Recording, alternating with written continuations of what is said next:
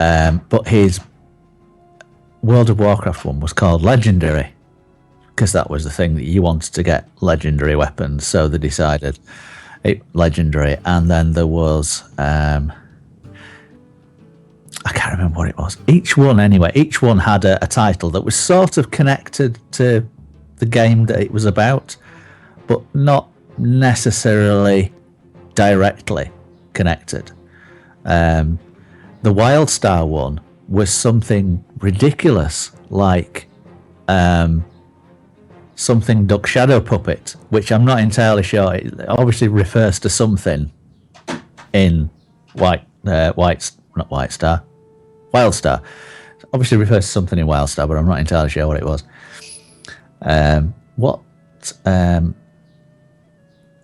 Let's have a see. Are we? Yeah. Well, Ivan, I'm not even in the game. Let's have a see. What channel are you in?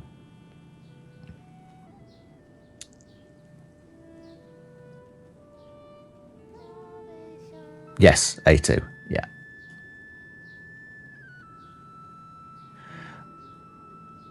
Alistin, yeah. So, what?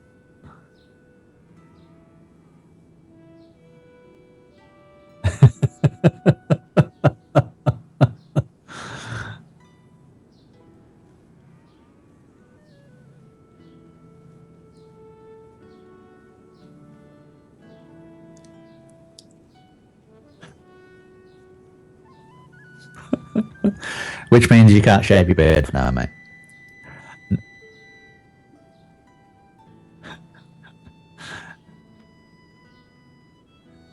It's a ploy. Yeah.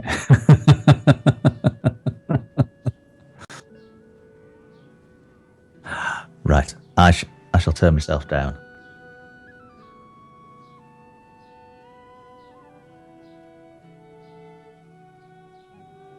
Right, how's that? Is that any better or worse? Yeah. Cool. Yeah. It's been a long slog. And I believe it started to slow down now. It's getting to its they actually stop growing, believe it or not, depending on your genetics. It depends on how long it will go. Some people is like, the little Indian.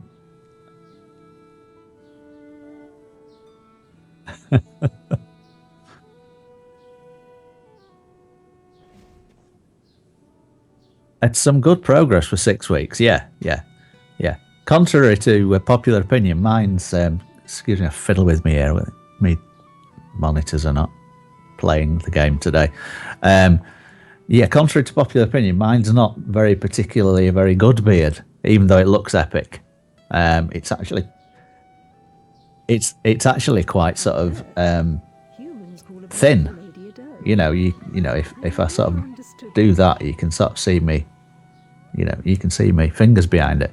So it's actually quite a thin and straggly one, whereas yours is it's nice and thick. For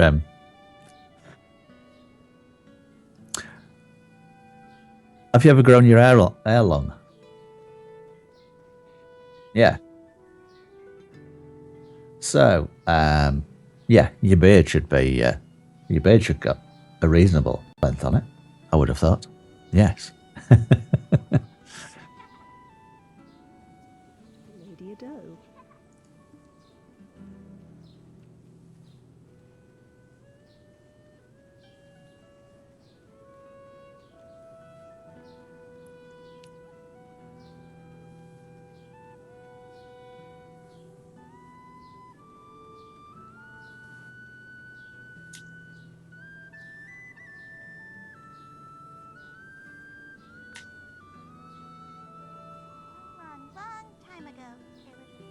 Definitely.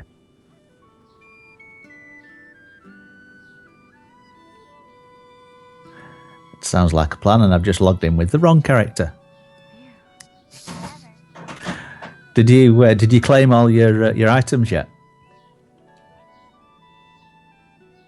Ah. I can, yes. Yeah, loud and clear.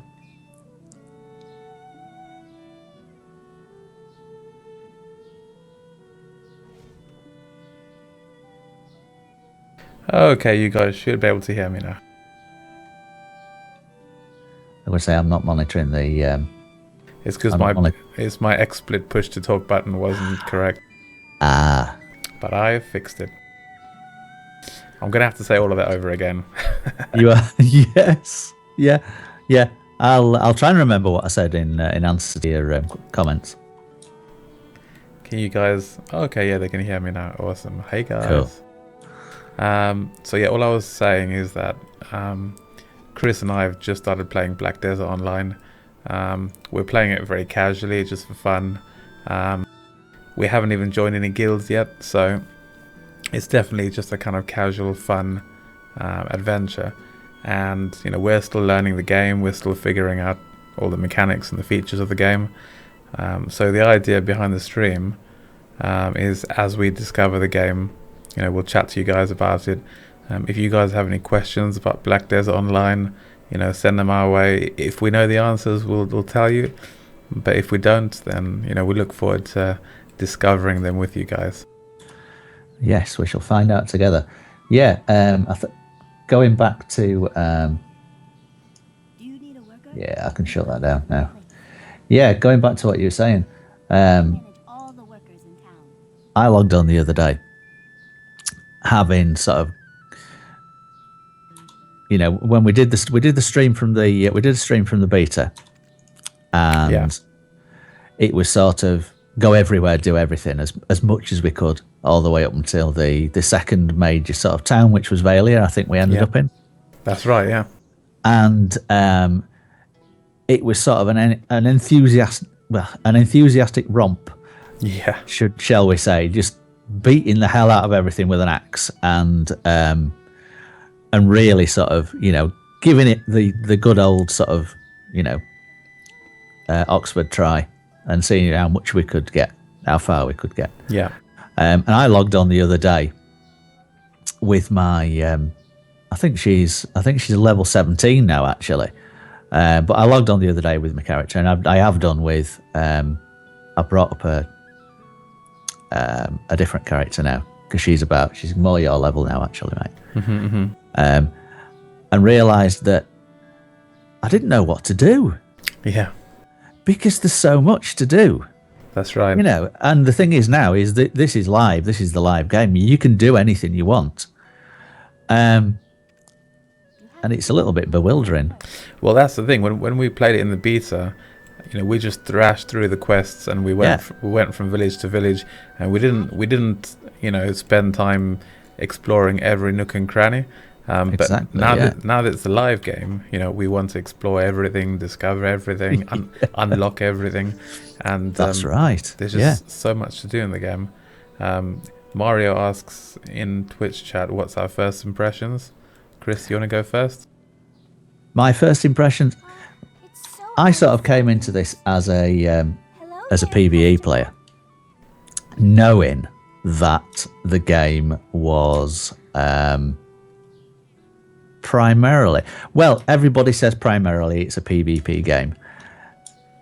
It's not primarily a PvP game. PvP is very, very much a part of the game. It's a sort of, it's not the raison d'etre, but the aim is there is PvP everywhere. It's open world PvP.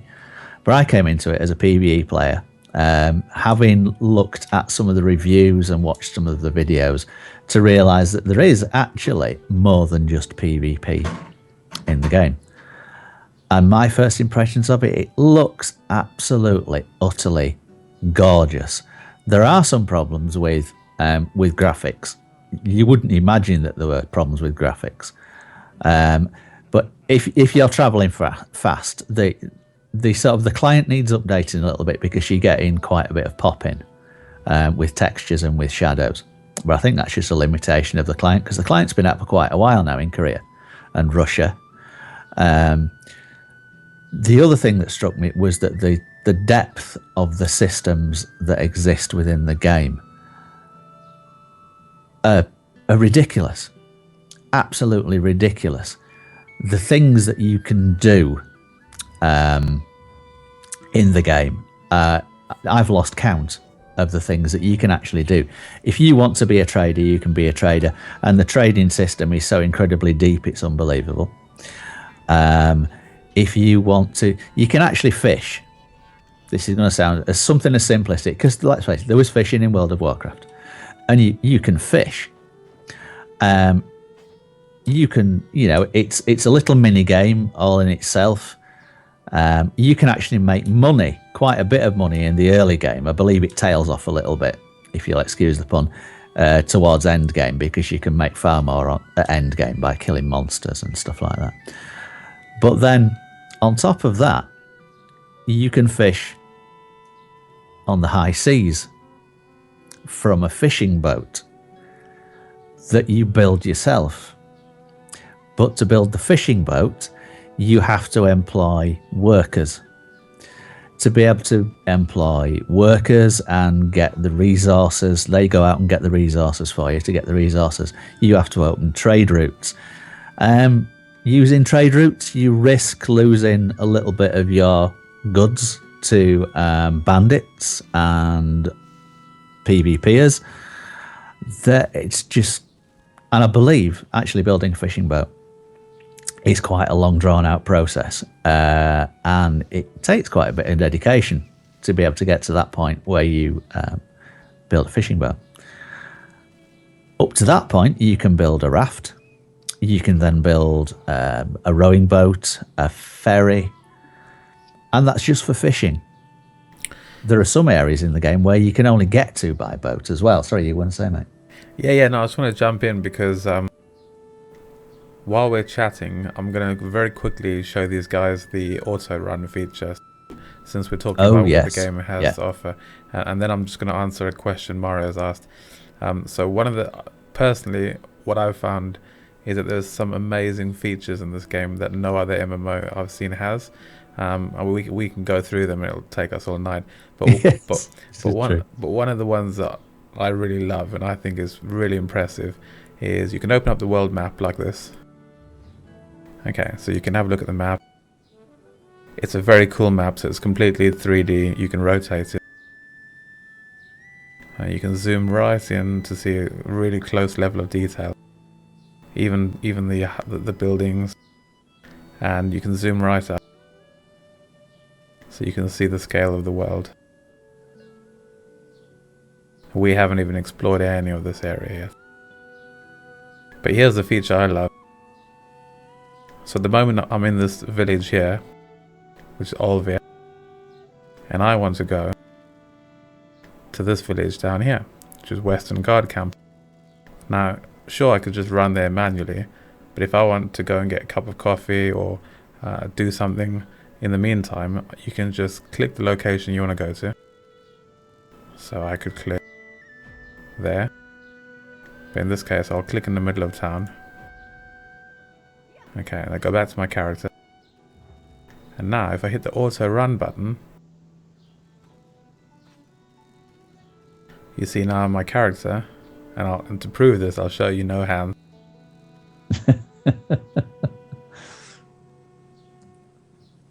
So my character is now going to run all the way to that village, following the path that the game has generated. If I go to the map, you can see my character there running along the trail. And that means you can leave your character, he'll run to wherever you've sent him to go. You can go and do something else. And it's just an awesome convenience feature, I've found. The list of AFK features. Well, I say the list of AFK features in the game are not as extensive as they are in the Korean, or I believe the Russian. Yeah, I mean, yes, the character can be, I believe, can be ganked by PvPers because you move from safe zones into combat zones. So yeah. But from what I understand, it's only once you get to level 50. So that's correct. From what I understand, while you're leveling through the game, you can't be ganked even in the combat areas. That's right. Once you pass level 50, then you can. But then again, that's only in the combat areas, so you can go to safe areas where you can't be ganked. The question that Mario asked earlier was, I understand there's no player-to-player trading or auction house. Yeah, that's right. It actually ties into what I was going to say about AFKing activities, because the thing that Korean and Far Eastern MMOs have always been plagued with, and even Elder Scrolls Online over here was plagued with at launch, was bots. And it was gold spammers, not so much in ESO, but certainly in Korean MMOs. You log on to Blade and Soul, for instance, and when I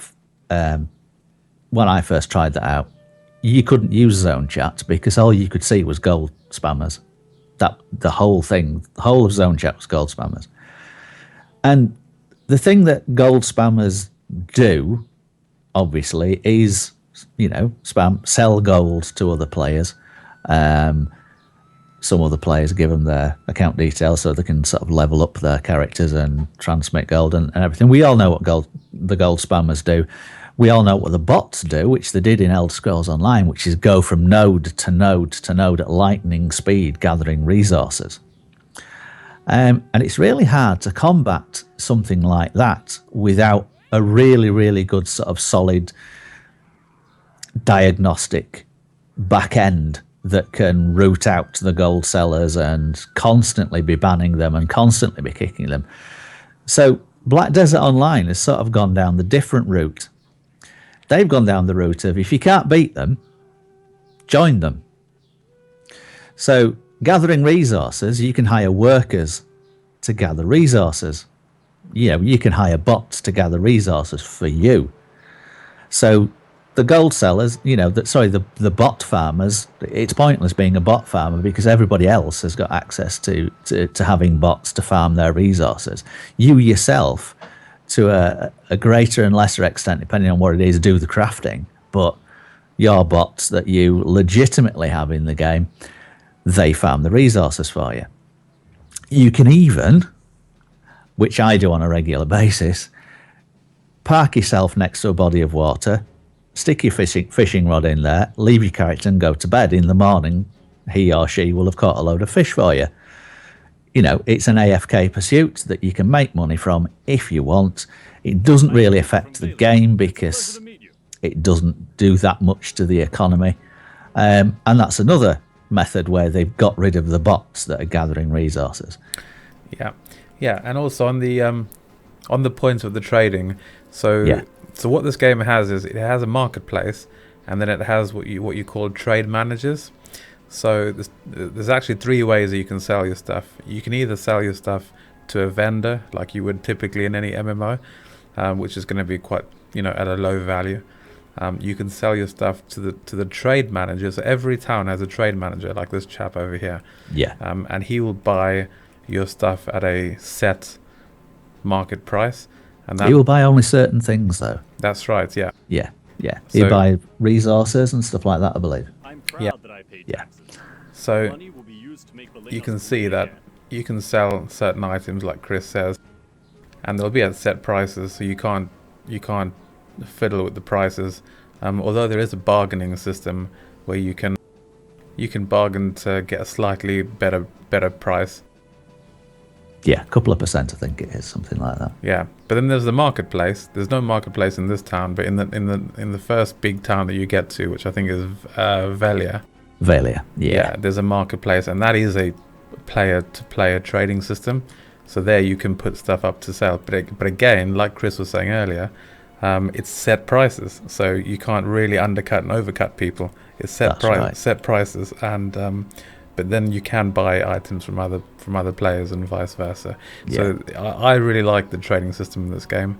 It's just really easy to find what you need to buy, and there's just various ways you can sell in order to make money. And maybe Chris, you can talk a little bit about the actual trading system with the nodes. Yes. Yeah, Bell. If you pull up the map, Yeah, I have that. what we've got as Bell sort of scrolls up to there. Let me just. I'd best look at my own map, hadn't I? Really, so looking at the stream. Yeah. So what we've got right up the top there, where we saw Bell start from in Olvia, between Olvia and Western Guard Camp, which is where he ran to, it's what they call trading nodes. It's what they call nodes. And what they are is they're an area of the map where you can get resources from, or there might be a farm that produces a resource. The area around it where you gather resources from is associated with that node. And the game basically rewards you for playing, because for quests that you do, you don't really gain that much XP, leveling XP for quests. A large portion of what you gain is what they call contribution points. Contribution points can be used for all sorts of different things. You can use them to rent a house. You can actually use them to rent equipment. You never lose them if you stop using them for one particular thing. They're refunded. You always gain them, you always keep them. So the nodes, as we go down the map, I think, have you got one activated there, Bell? Yep, Yeah, have you got Caster Farm? I have. Yeah. Yeah, so that one that Bell's pointing to, that's Caster Farm. That's the next. Olvia is the place where you start your sort of journey in Black Desert Online, and that's an adventure node. Similarly, Western Guard Camp is an adventure node, and outwards from those adventure nodes, like a spider's web, are the other nodes around it. And what happens with the trading system? Let's see, Bell, if you go scroll across the map from Caster Farm to Olvia Coast, Yep. which is there we are. That's Olvia Coast. Now, what happens is you can invest a contribution point into Caster Farm, which then means that Olvia and Caster Farm are joined. If you then spend a contribution point at Olvia Coast, Caster Farm, and Olvia are joined. So there's a route, there's a little trade route there between the three nodes, between the Olvia and the two nodes. If I go and fish down at Olvia Coast, along the short stretch of the coast that's associated with that node, if I then take those fish and sell them to the trader in Olvia, I get full price for them. I also get a little bit of distance bonus from them. I think it's about 3% from Olvia Coast back to Olvia. So that's a little bit of extra money that I can make from doing that. If I didn't have those nodes connected, I only get 30% of the price. So if I go from Olvia Coast and nip down to, let's say, one that I haven't got connected, which is Valia, I'll only get 30% of the price. Now, to save the whole economy, it's really complex. To save the whole economy getting overwhelmed by people fishing like mad and then flooding the trader with lots of fish, what happens is you've got to sell those fish within 24 hours. If you don't sell the fish within 24 hours, they go off and you can't sell them. You can't sell rotten fish. So that's a little time limit that they've placed on the trading system for raw materials and for perishable goods. If you want to then sell those fish to, let's say, another player on the auction house, you can use the crafting system to dry the fish. Drying fish can only be done outside. Drying fish can also only be done on a dry, sunny day. I believe it, at least a dry day. I'm guessing that possibly if there's a thunderstorm while you're drying your fish, it will ruin your fish. So there are all sorts of tiny little nuances to the trading system that keep the economy afloat. The auction house, the one thing that I meant to mention about the auction house is is that the prices are set by the game.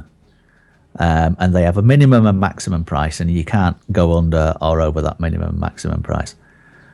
And the game developers monitor that. They have a system that monitors that economy really, really well.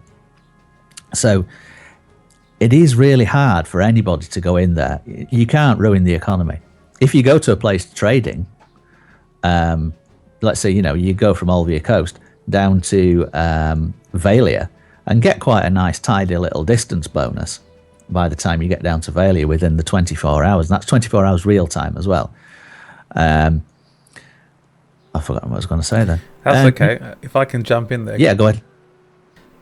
So yeah, I mean, Stefan is asking in Twitch. So this is just about getting resources and selling them like a trading game with some competition. I've got to say that as complicated and as intricate as the trading system is, that's not what this game is all about. It's not. No, this is just one thing. Yeah, this is a proper MMO. So there is questing. There is a great storyline. There's world bosses. There's a few open dungeons.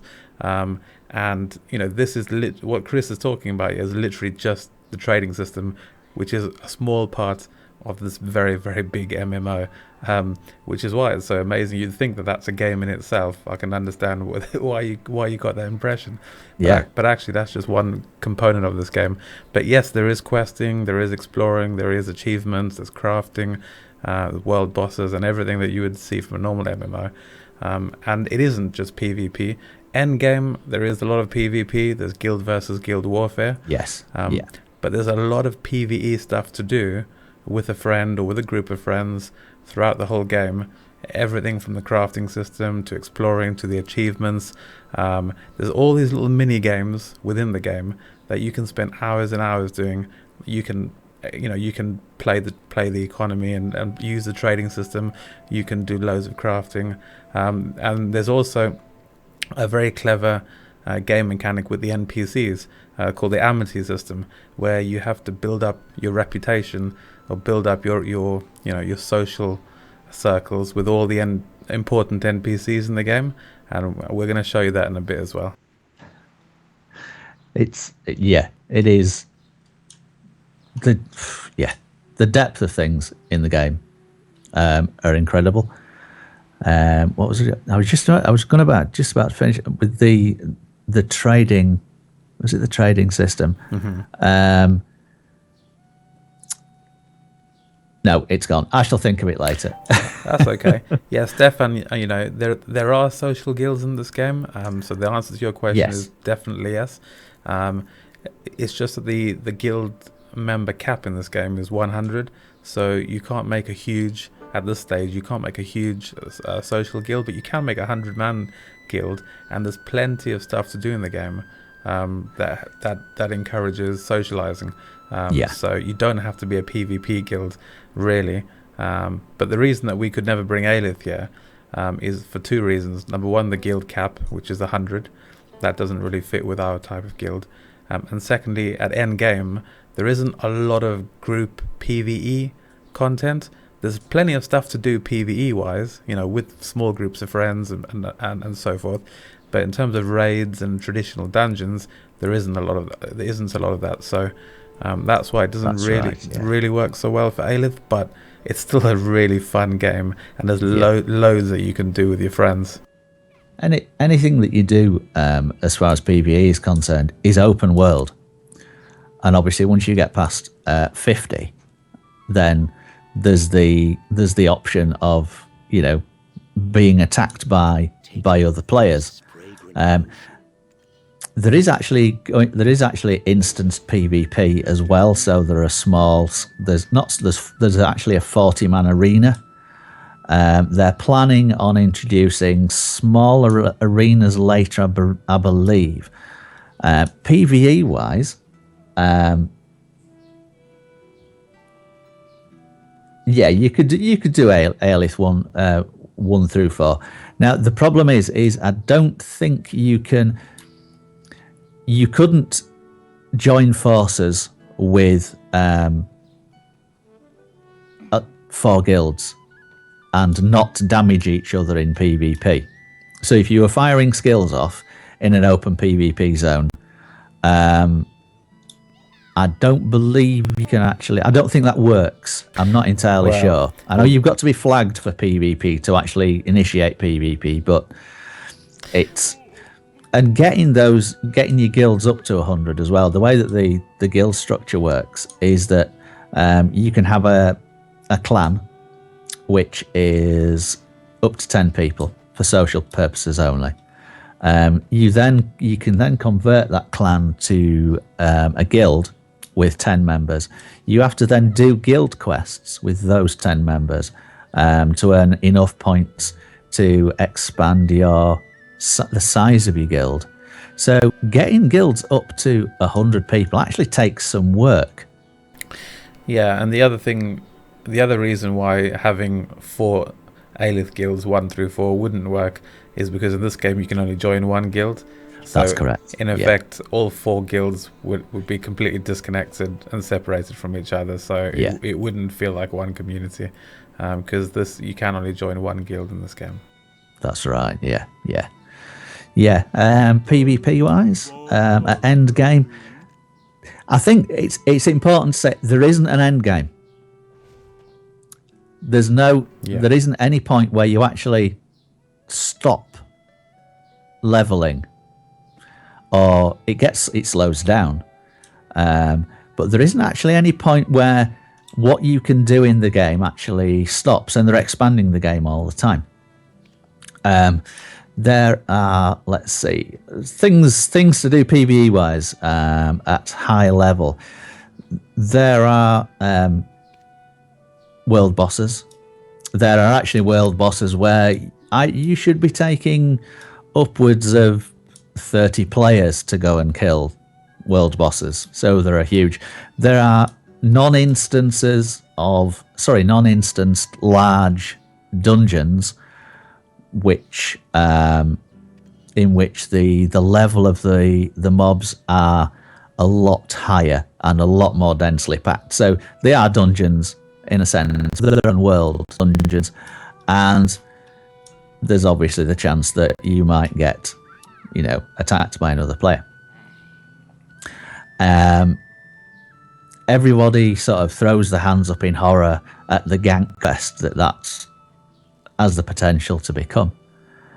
There's actually quite a robust karma system in this game. Now, if it's consensual PvP, where you're both flagged for PvP, you attack each other, there's no penalty whatsoever. No penalty whatsoever for doing that. If you flag yourself for PvP and attack a player that isn't flagged for PvP, your karma goes down by quite a chunk. If that player fights back, they can fight back and they can kill you. They don't get any penalty. You still get a penalty. If you kill that player, it then becomes murder. And the possibility is that when you go to, well, it certainly is a thing, is if you go to a town then and your karma is low enough, you'll get attacked instantly by the guards. Little items that you have with you, including trade goods and modified armor and stuff like that, can be broken if you're killed with low karma. Everything is done to discourage player kills and ganking, even though it does go on. So I haven't really heard that much that it's, sort of the gank fest that you would imagine it would be, because the systems are so robust. Yeah. What do you think, mate? I think the karma system is really clever, because from what I've heard, it can be really painful. If you if you keep ganking people, you lose more and more karma to the point where you can even lose your armor that you've crafted. Your armor can actually break at a certain point. That's right. Yeah. Once you drop below a certain level, so the game really discourages ganking. And the random respawn as well. Yeah, exactly. And to answer your question, Stefan, is it more small scale things to do?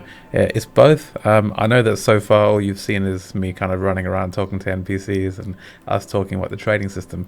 But once we get out and do some fighting and do some questing, you'll see that the combat system is a lot of fun. And there's plenty of things to do with groups of people as well. The world bosses are pretty impressive. Me and Chris have killed a couple, and they're good and fun. they were, I mean, they're pretty soloable as well. I actually soloed one the other day with my sort of tanky character, but the combat is an absolute joy to behold. It's fantastic, fast and furious combat.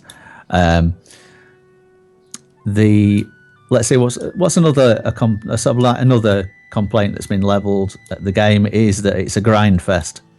You don't need any tools It's Korean.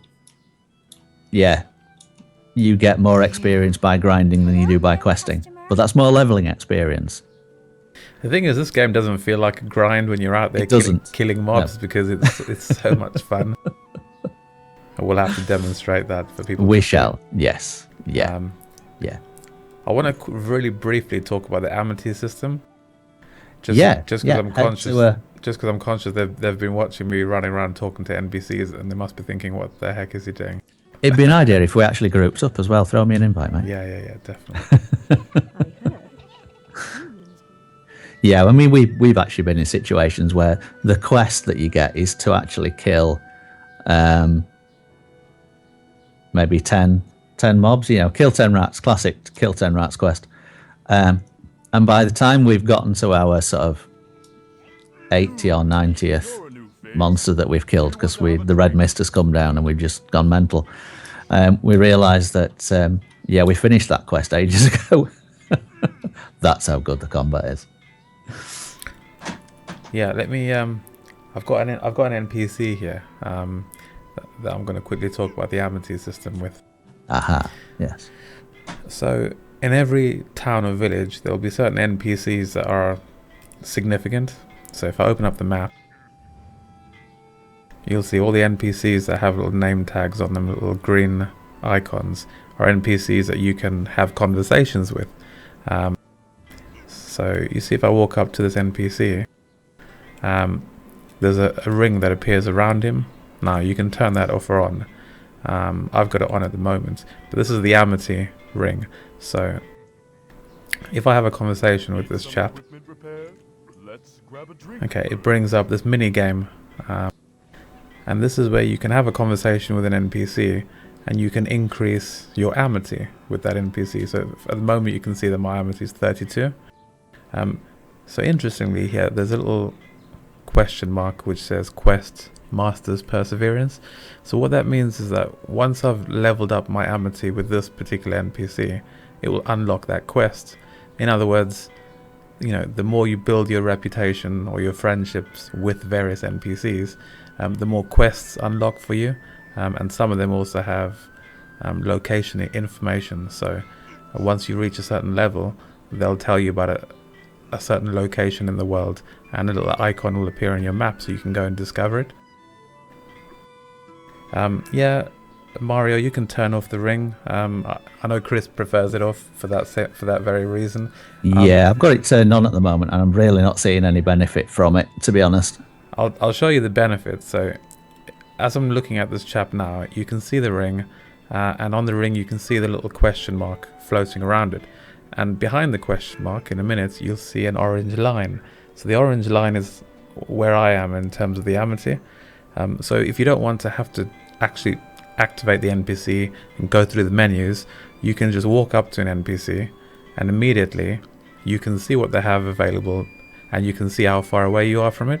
So it saves you having to go into the whole menu system. You can just, at one glance, you can see exactly how far you are from unlocking a quest with the NPC. So that's what I personally find it useful, because every time I see a significant NPC, rather than me automatically opening up the menus, even from here, from a distance, you can see that there's a little information icon there. And if I go closer to her, you can see where I am, and you can see at what point I'm going to unlock that information.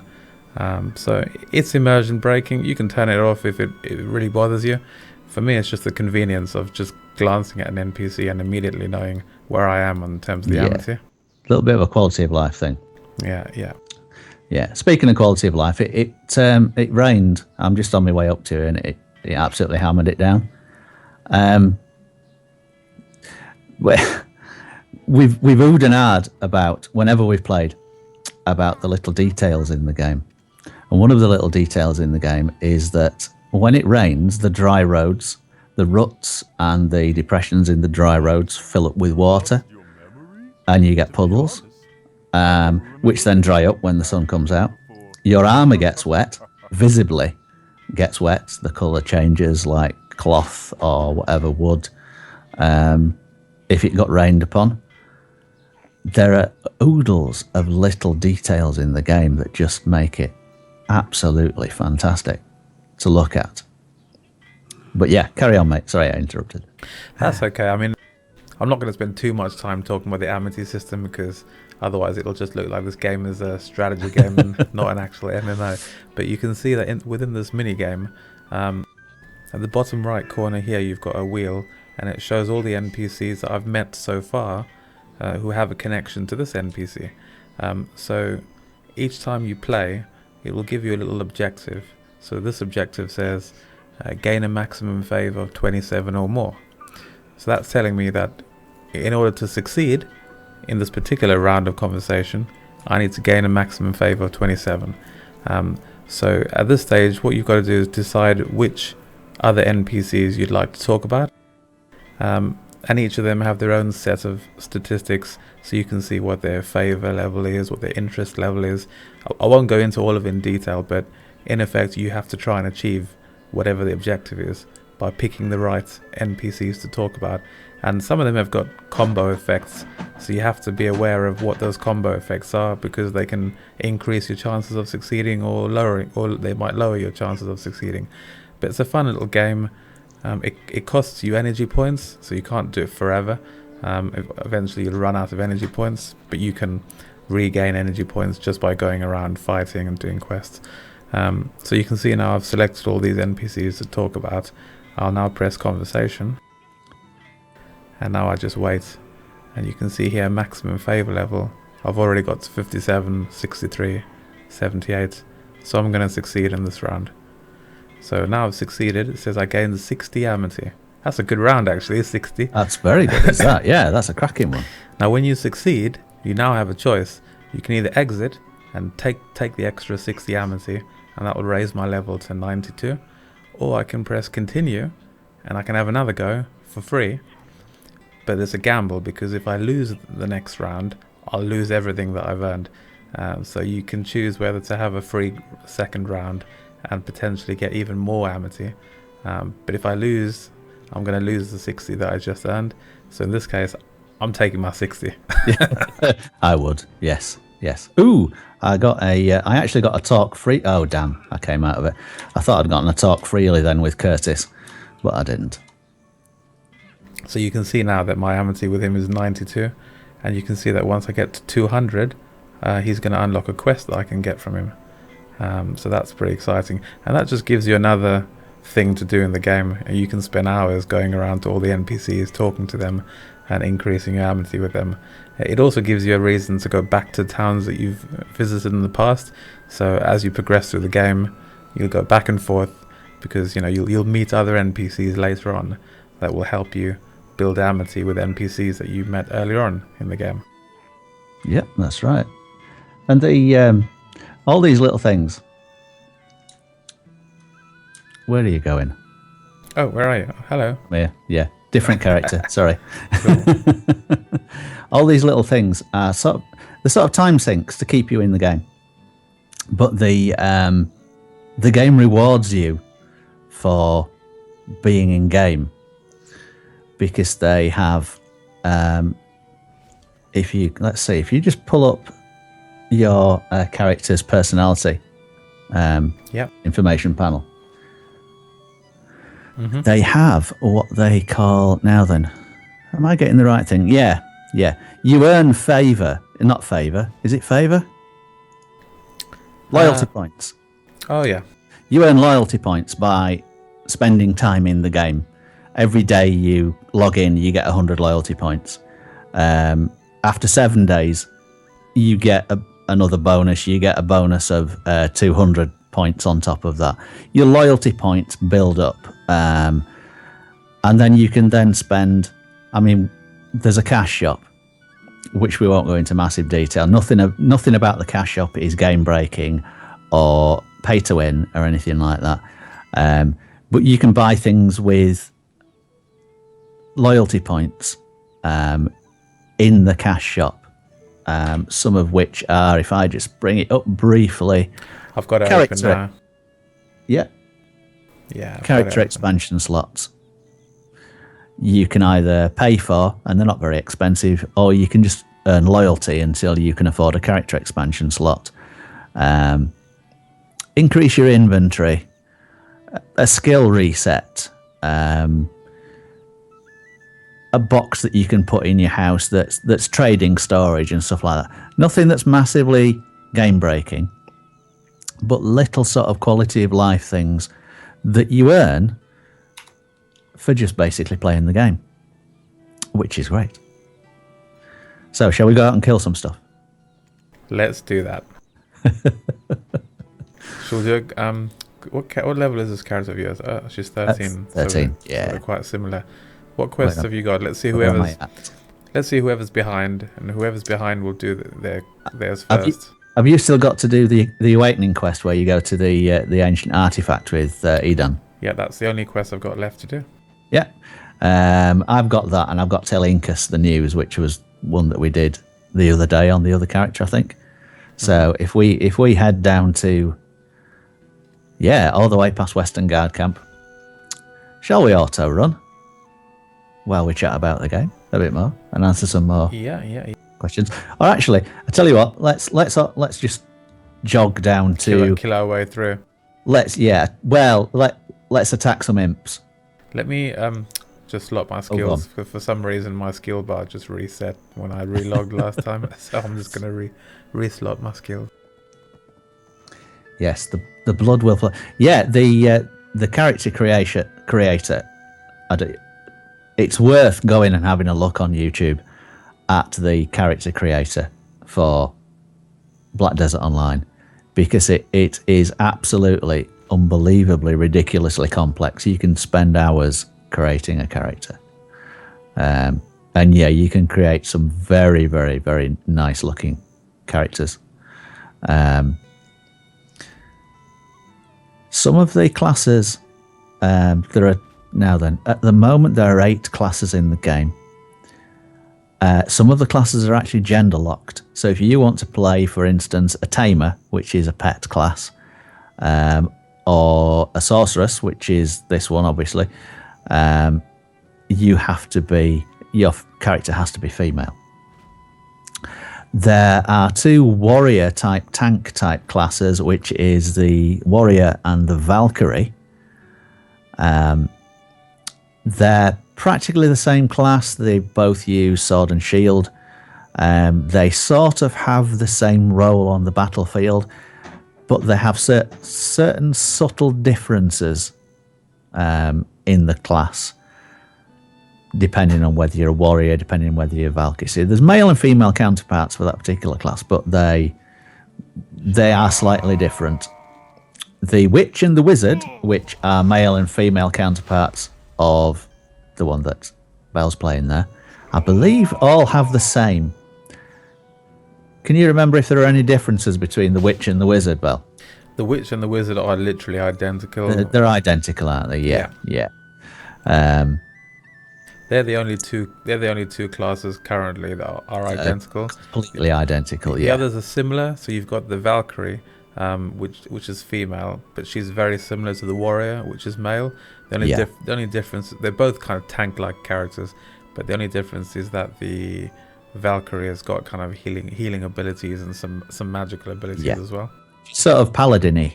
Yeah, exactly. Yeah. Other classes are, let's see, we had sorceress, who uses dark energy to hit things with.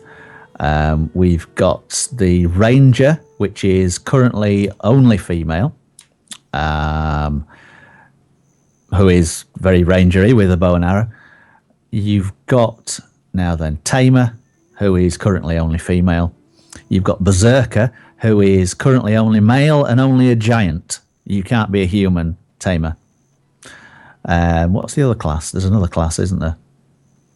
Or is there? You mentioned No, I think that was it, wasn't it? Yeah. Warrior, Valkyrie, Tamer.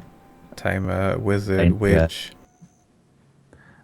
Berserker. I think you mentioned all of them. Yeah, that's all of them at the moment. There are classes incoming. Yeah, Ninja, Plum. Yes. Yeah. Yeah. There's Ninja. I think they're going to have different names as well. In the Korean version, they have certain names. Reason I'm running about aimlessly is I'm trying to find the imps. Because there are lots of imps and we can slaughter those with impunity. Yeah, check your map. Let's have a look. I'm not sure. I think they might be further south. Yeah. Maybe after the bridge. Well, let's keep going. We'll see. We'll find them eventually. Yeah, if you head down towards Valley, you can't miss the damn things. They're just everywhere. It's a good chance for the guys to see the scale of the world as well. Running like this. I tell you what, let's kill some. These are gonna one shot, aren't they? Let's kill some wolves.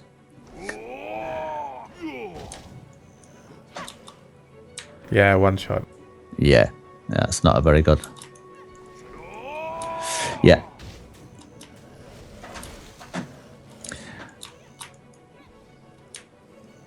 Nah, we need something tougher. We do, don't we? Yeah, yeah. The combat system is all. Everyone keeps saying it. It's a bit like playing Street Fighter or some other kind of fighting game within an MMO. It's really good fun. It sort of is, yeah, because they're all combo based, sort of. They're not hotkeyed.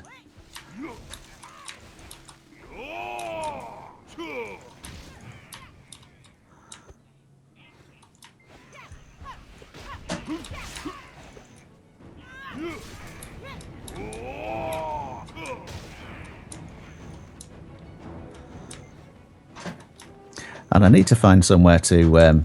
Hello.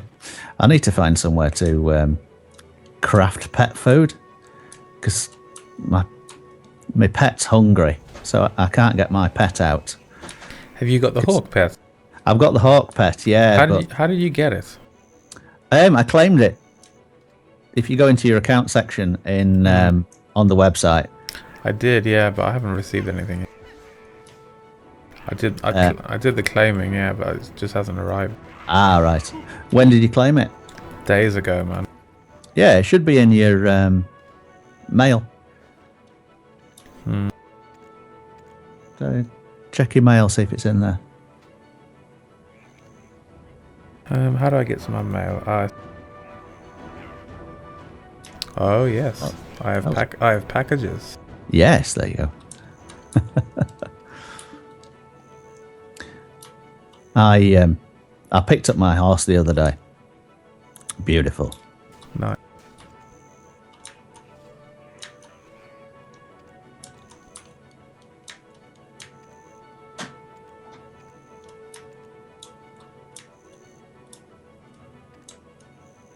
Yeah, I definitely want to show off this pet to the guys.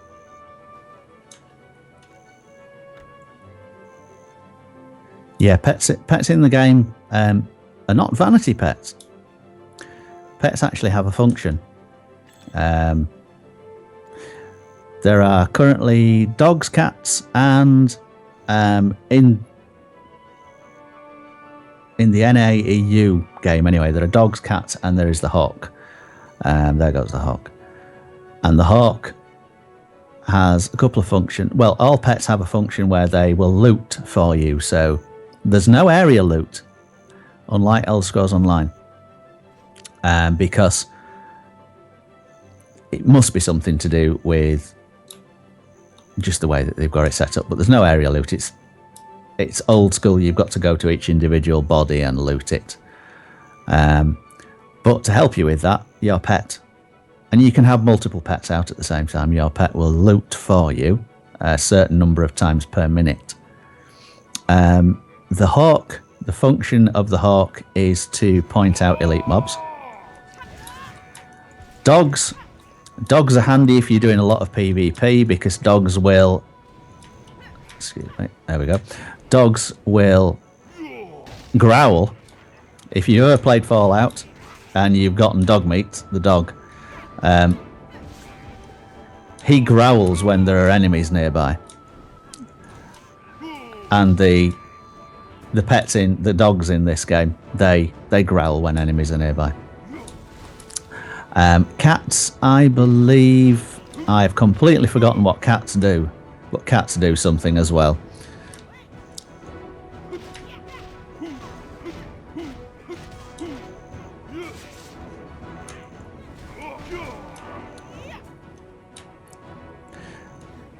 Do you know the problem I'm finding with, because you can't be an alcoholic. No. I'm finding it at the moment. I'm finding it really difficult because I haven't quite got the hang of the combat system. I'm finding it difficult being an alcoholic, because by the time I figured out, got the rhythm of one particular class and I changed to a different one, the combos are different and the key presses are different. Yeah. You've got to kind of get comfortable and get used to your You character. really have, yeah. I love the hawk pet. He basically, in case you guys haven't noticed, like Chris was saying, he's flying around, and every time I kill mobs, he's landing and collecting the loot for me, so I don't have to pick up loot anymore. It's so awesome. And the model is stunning. Yeah, and so incredibly detailed. I don't know if you can get him to land on your shoulder. I did earlier, and I zoomed in. Yeah. Absolutely stunning model. The cats and the dogs are not so much, bizarrely. Depends. Some of them it depends, because there's different types of cats and dogs, isn't there? So yes, yeah. I found some of them look better than others. And I believe in the Korean one, there's a penguin. Awesome. who looks like a cross between Pingo and the penguin from Happy Feet. Yeah.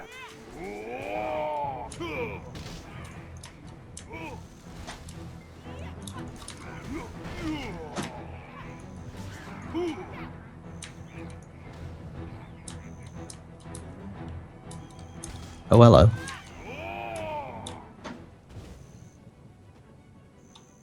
Right, shall we let's go and head towards what is it, Western Guard camp? Yes. Let's have a see. Yeah, go down to Western Guard camp and then we can go to the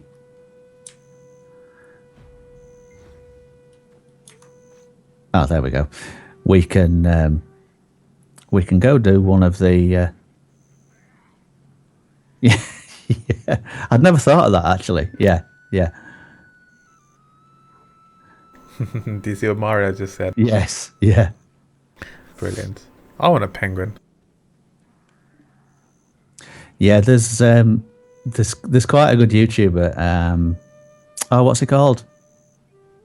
Private. I know the one. Is it Wiggles or something? Private Wiggles. Yeah, Private Wiggles. I've seen his stuff. Yeah. He's played a lot of Black Desert in Korea and everything. It is possible to play the Korean version, but you've got to really jump through hoops to be able to. Why would you now? Yes, why would you now? Indeed, yeah.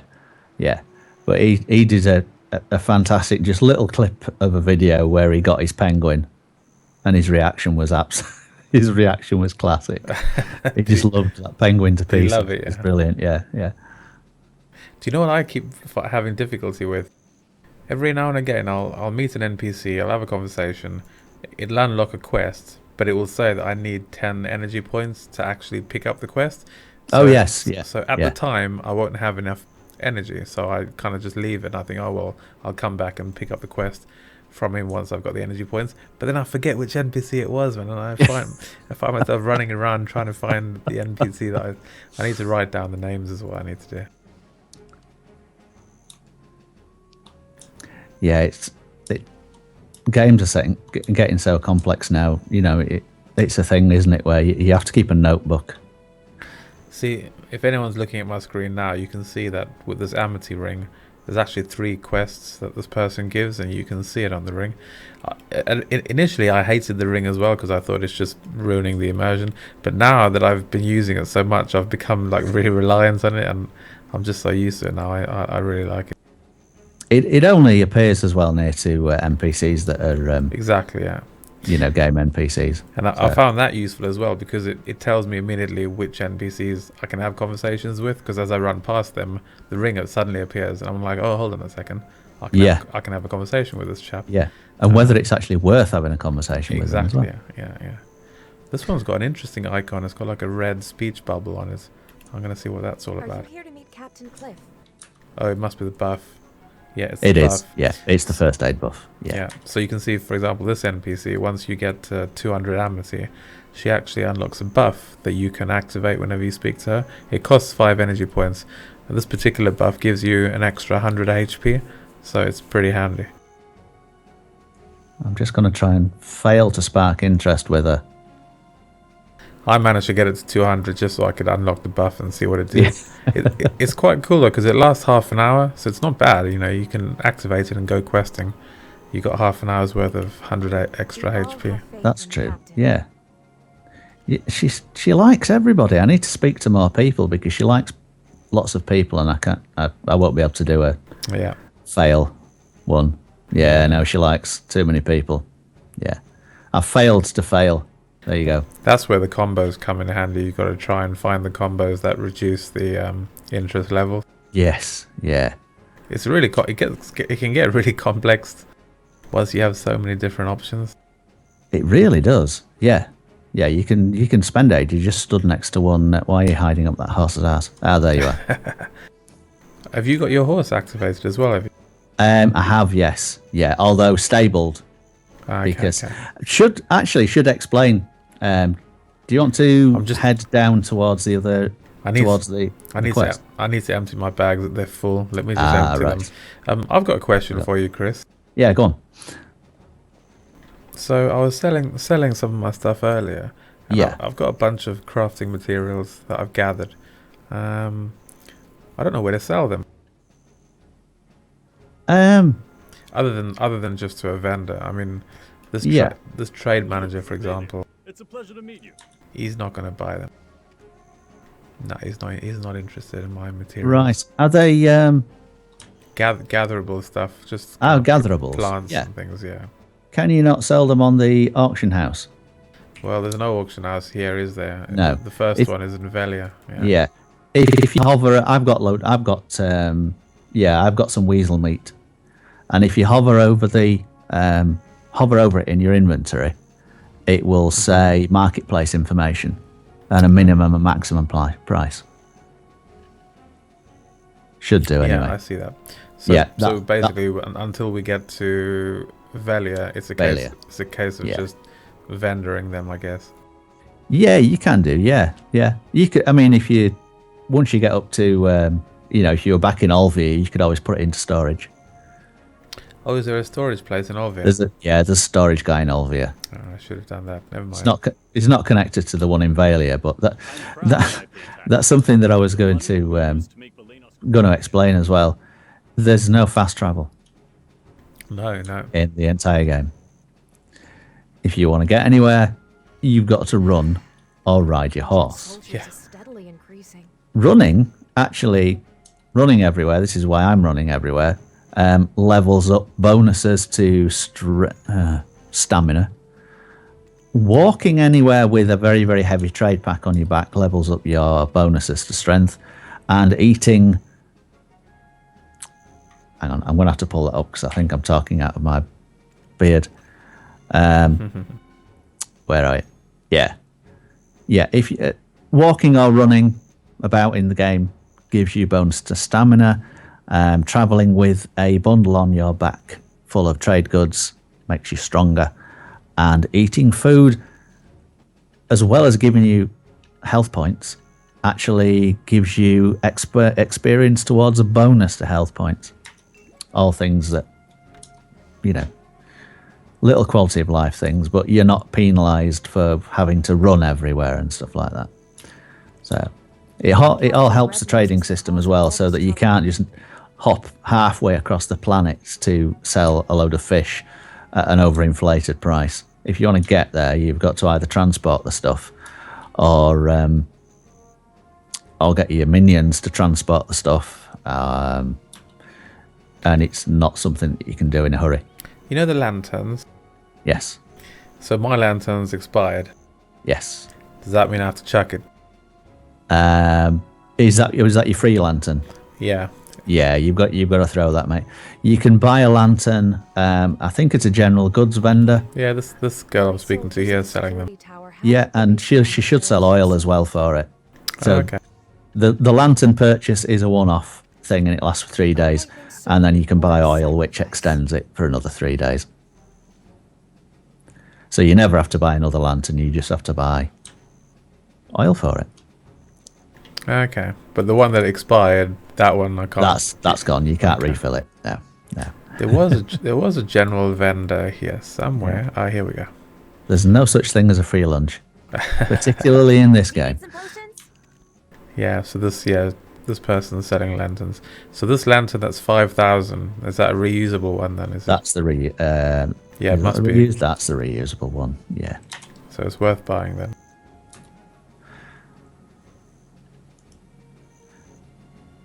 Yeah, it is because my lantern's run out as well. Oh, has it?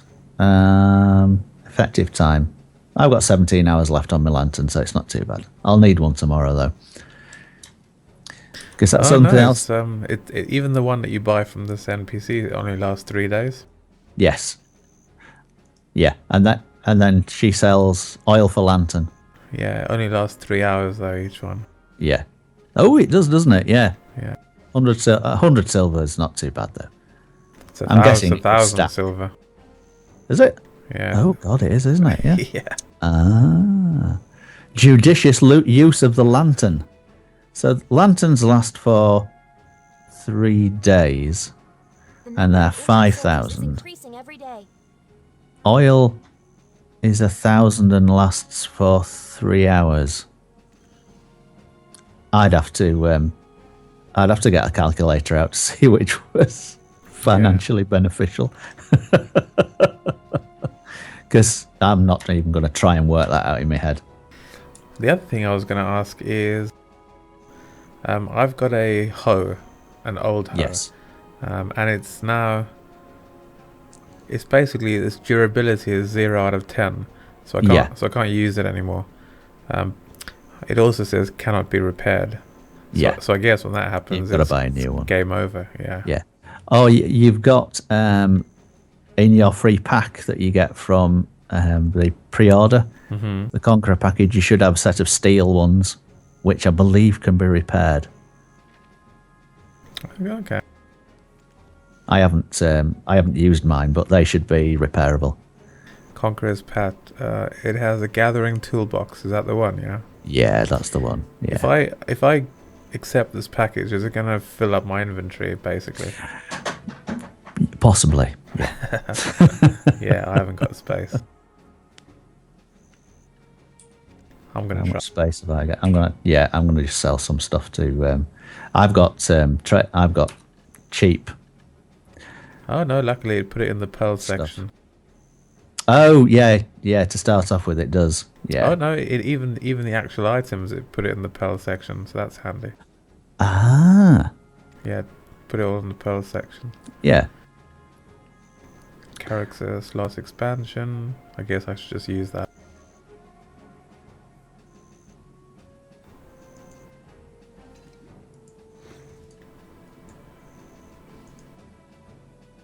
Oh, you've got several character slot expansions.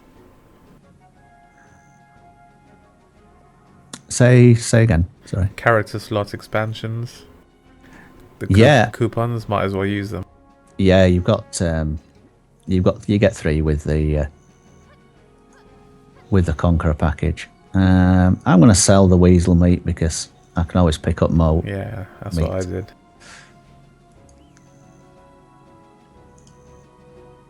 I was keeping it because I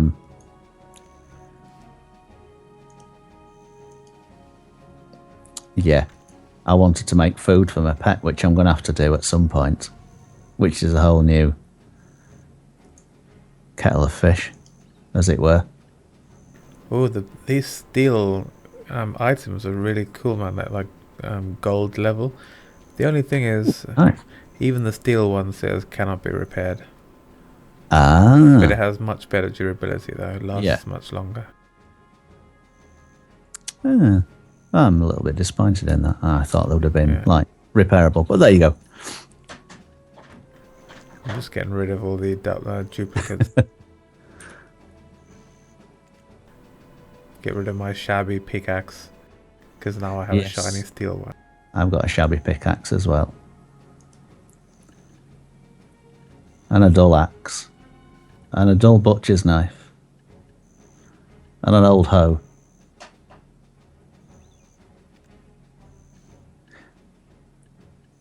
And I'll not make off-colour jokes.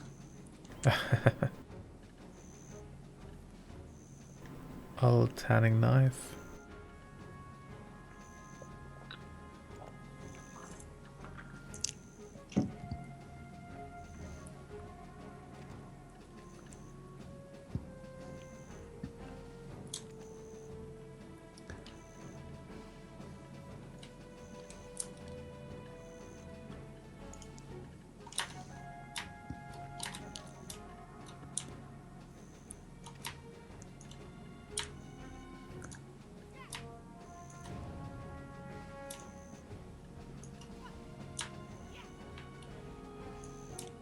Okay.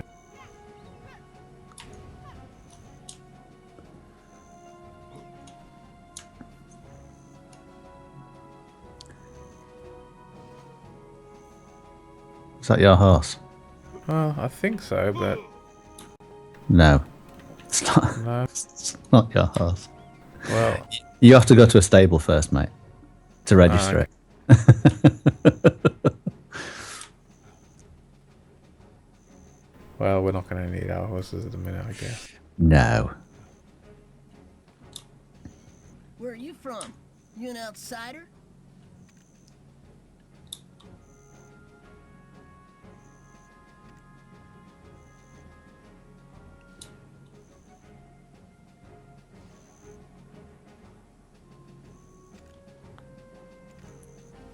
Okay, I've registered my horse. Okie dokie. What did you call it? Norman. Norman. Yeah. My horse is called. I Take don't. care of the camp's horses. How well do you know? Yeah, let's see if you know your history trivia. My horse is called Nevison. Nevison. Nevison. No, it doesn't ring a bell.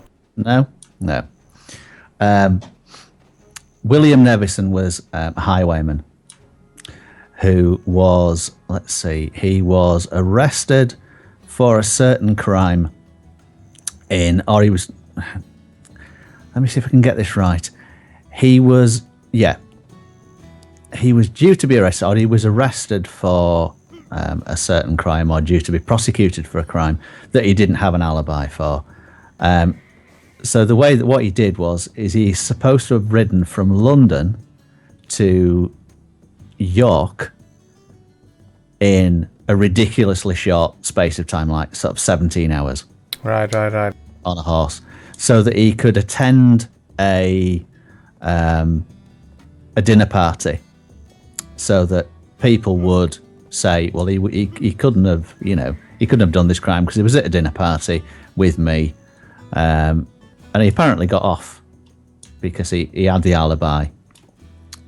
He committed the crime. They were chasing after him. He got to there within 17 hours or whatever, got the alibi from the guy, and said, they were like, well, he couldn't have got up here in that short space of time. And where I used to live, there was a crossing across one of the main roads between two little crags, which was called Nevison's Leap. Okay. And it was supposed to be on his route, and it was supposed to be where he'd jumped across the road in his, on his horse as he went from London to York. Okay. So It makes sense now. Useless trivia. My horse is called Nevison, which nobody will ever get. You put a lot of thought into your names, I did. Chris. Yes. Yeah. Yes, and the only immersion breaking thing about the game is when you tether your horse, it has a flashing sign above it that says parking. It does, yeah. Have you thought about buying the fancy horse armor? No. It's just no. I No. might. I'm not sure. I might buy the horse armor, but then there's the outfits that are on sale at the moment. Yeah. So your 2,500 pearls that you get to spend in the cash shop will actually buy you a full set of a full outfit and weapon skin. So I'm not sure. It's tricky. It is. Yeah. The thing for me with the outfits is it almost feels like cheating. Like part of the enjoyment of the game for me is getting new armor and watching my character look better and better over the months. Yeah. If I just look amazing on day one, then there's not as much of an incentive for me to try and get better armor. Yeah, and well, I mean, this is just a costume. I know. Yeah. But, like, the appearance is important to me because it kind of reminds me that I'm progressing when I can see my character looks better and better as we level. As you go up, yeah. So I'm probably going to go for the horse armor. And and I mean, there are lots of other people with exactly the same costume because there aren't as many costumes as you would imagine from the cash shop. Yeah. Okay. Right, shall we head down? Let's do that. So, have you got Eden the Explorer? I have. Yes. Are you going to ride down? I think I will put him away. Yeah. Level your legs up first, mate. Exactly. If I can find the stables. Yeah. Here it is. He's over here. I think I know why they have the parking sign above, because there are horses everywhere in the game. Yeah. Where are you from? You an outsider? And if you're a PvPer and someone's left a horse out, then the horse can be killed. I'm Sam. So you can see at a glance which is another player's horse and which is just a horse that you can't attack. Yeah, makes sense. So, yeah, I reckon that's where it's for, but it does look a little bit, the flashing yellow light that says parking above it. He is quite funny. I hope I'm going in the right direction.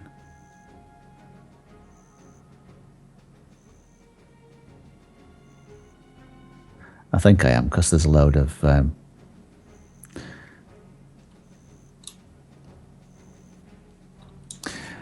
this cart that's parked outside the stable, by the way, that's a player's cart. He's actually riding it now, look. Yeah, you can have carts Kelgorge. and wagons of various size and complexity, and they increase your carry capacity and everything for carrying trade goods about. Although, if you're full of trade goods, you can be attacked by bandits or other players. You see in the back of his cart, he's got some logs and some potatoes. I wonder if that actually changes depending on what you're actually carrying. That would be pretty cool. It wouldn't surprise me. It wouldn't surprise me either. Given the detail that there is in the game. Yeah. Oh, look, there he goes. Well, he's trying anyway. I mean, There he goes. some people just, where they got the license from, I do not know. Look at this, man. The mud prints in the water. It's just amazing. I'm walking in the mud, and not only is there splashes, but there's actual mud imprints. Yes.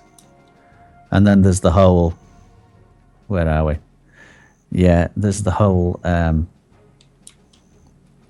kneeling down in the mud. And then, rolling about in the mud thing. Which is, just faintly disturbing. It's really cool. Alright, lead on. Okie dokie. So many people streaming Black Desert. Where's my navigation fairy? Thousands of people streaming Black Desert. Oh, I can imagine. Yes. Yeah. Oh, there he is. Eden the Explorer. There we go. Let's find him. The Black Desert Tom Tom.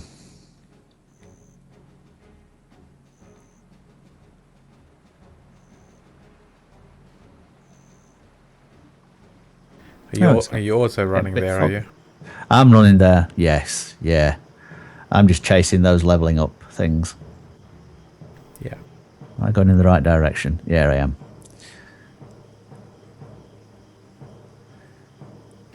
I think Mario was quite entertained by your mud crawling exercise. I was like, what the? I saw 2 other people doing it, and I was like, what the hell? You thought it was doing? You thought it was a bug at first, didn't you? I thought it was a bug because I mean, in Elder Scrolls Online, there was the thing where you got off your horse, but you stayed riding a horse, so you were scooting along the floor on your backside. I always thought, it's a bug. You know what I mean? What on earth is going off? And then I realised that it's not. It's so you can sneak up on other players. Because when you're doing that.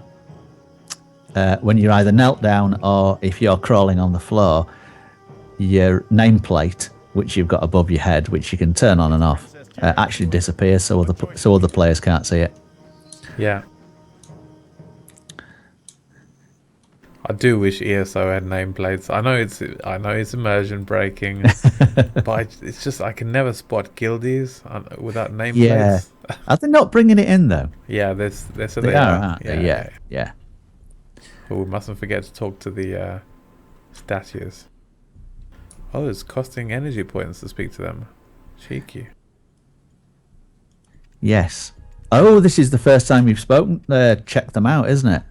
Yeah. Yeah. I'm surprised it costs energy points. I'm sure it didn't cost energy points when we did it in the beta. Possibly not. No, it's not. Yeah, I've checked all these out on another character. See, that's another thing as well about the game, is that if you do something on one character that gives you a bonus, like your energy points, for instance, you start off with a maximum of 10 energy points, which you can spend, and then they recharge at the rate of 1 per 3 minutes. My level 13 character at the moment stands at 40 energy points because my maximum level character has got 40 energy points. So there are certain things that are applied to your account, and there are certain things that are applied to your per character. For instance, the amity system. The game remembers who you have or have not spoken to. Oh, even across characters? Even across characters, yes. Oh, that's really handy. Which is, you don't have to go around building up amity with all the rest of the people. I mean, I've been to characters on this one that I've gotten all the quest unlocks for with my other characters, and all the quests are there for you to do. So it's very, very good. I'm not sure whether the knowledge system works like that as well. I think the knowledge system possibly might work like that as well, because I'm sure some of the knowledge quests that you get, where they will ask you to go and sort of gain knowledge about a certain thing, if you've already got knowledge on another character of that monster or place, I'm sure you just auto complete the quest, so you don't have to go through the faff of doing the same old thing to level a new character up, going through the same old content. I'm sure it shortcuts you through it all. Which again, quality of life. Yeah, definitely. Sort of thing.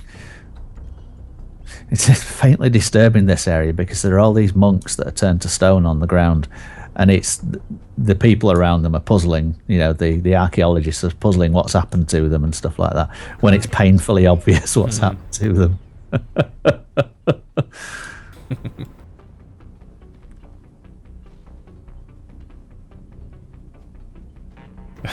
Yeah. Yeah, basically, yeah. Although it's not so obvious as what's happened to these actual golems, or whatever they are. Yeah, I think they've just run out of energy, Yeah. Waiting to,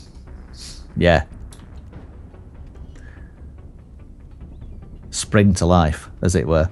Yeah, I mean, worst case, if you're only short of one energy point,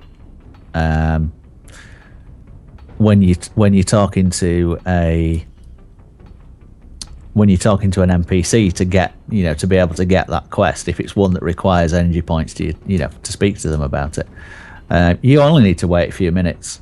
Just go do something else for a few minutes, and your energy builds up. It doesn't actually cost you energy to kill mobs, so you can go and do a bit of that. I'm sure you'd have to correct me if I'm wrong, Chris, but I'm sure that you gain energy points through killing mobs as well. I might be wrong, but I seem to remember. Not sure. Let's see. Let's hover over it. Yeah, the tooltip only says that they're consumed through various interactions and will automatically recover by 1 point every 3 minutes. I don't think you get energy points from killing mobs. You get energy points. Some quests will recover a certain amount of energy instantly when you complete them. Yeah, that's right.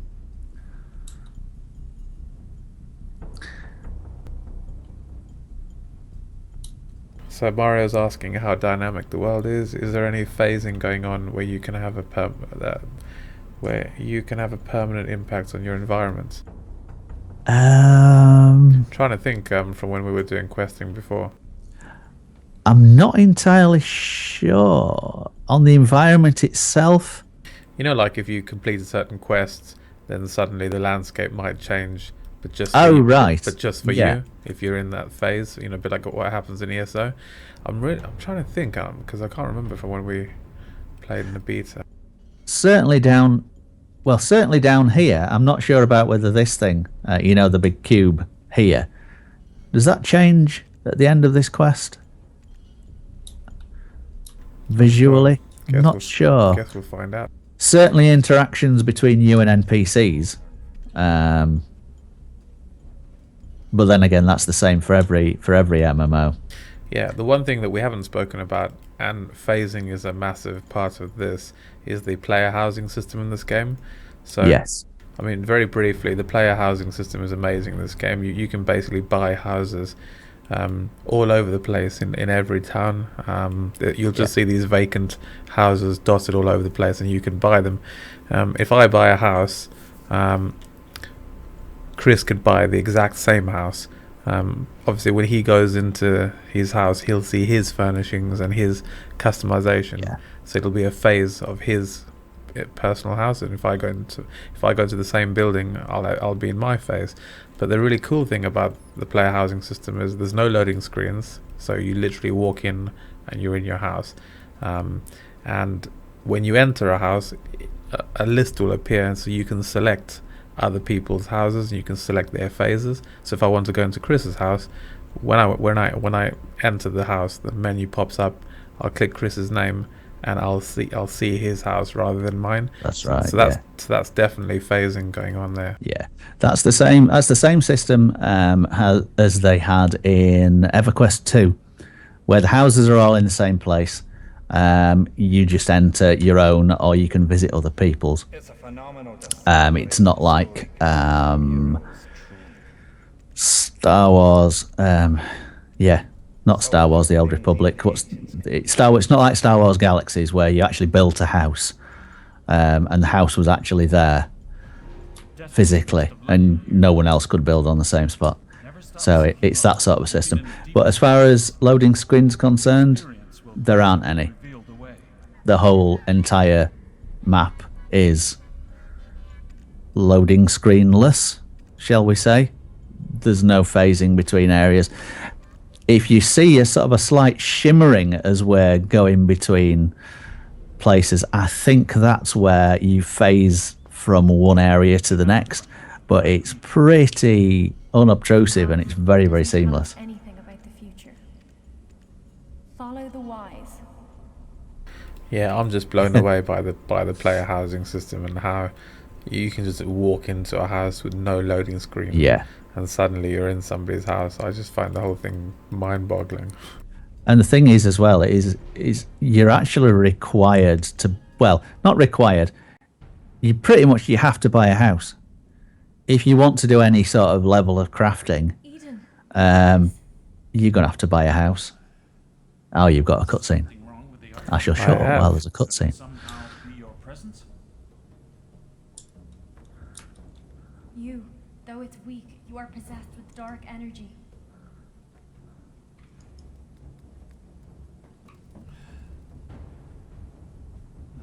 It still hasn't awakened. Hey, tell us anything at all you can remember about the black energy. You must rid yourself of all those hallucinations. Eden, stop. He seems unstable.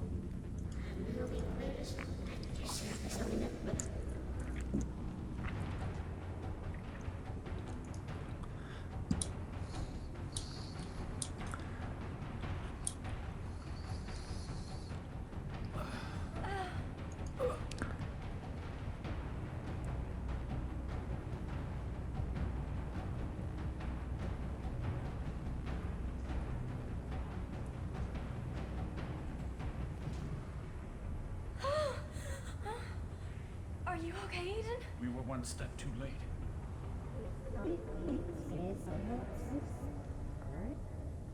It seems the black energy has destroyed your memory. We better report this to the shrine. Check out my teeth. Yes. Yeah. You guys Yeah, are probably wondering what I'm talking Wonder what about. we're on about. Yeah. The I don't know if you saw on the cutscene is that there was this little black thing with eyes, which is the black spirit. It's something that you're sort of partially possessed by, who gives you quests and guides you along your way. He's a little bit morally ambiguous, shall we say? Yeah. Which gives you an alternate questing path. You're not sort of locked into into the same questing path as everyone, shall we say? There are certain quests within the game that are called crossroads quests, and you're given a quest by an NPC, which asks you to do something. You'll get contribution points, a little bit of XP, and you can go and do that.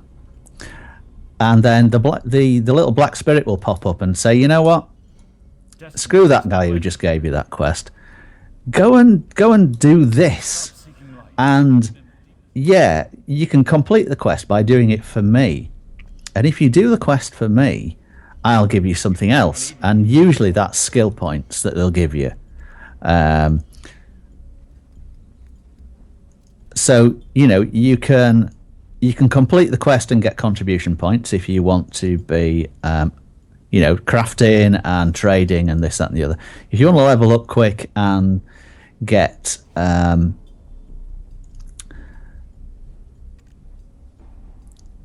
get skill points so you can level up quick and get loads of skills and do PvP, you can be a bit of a ambiguous character and do the Black Spirit quests, which we came across in the beta, which was very, very funny.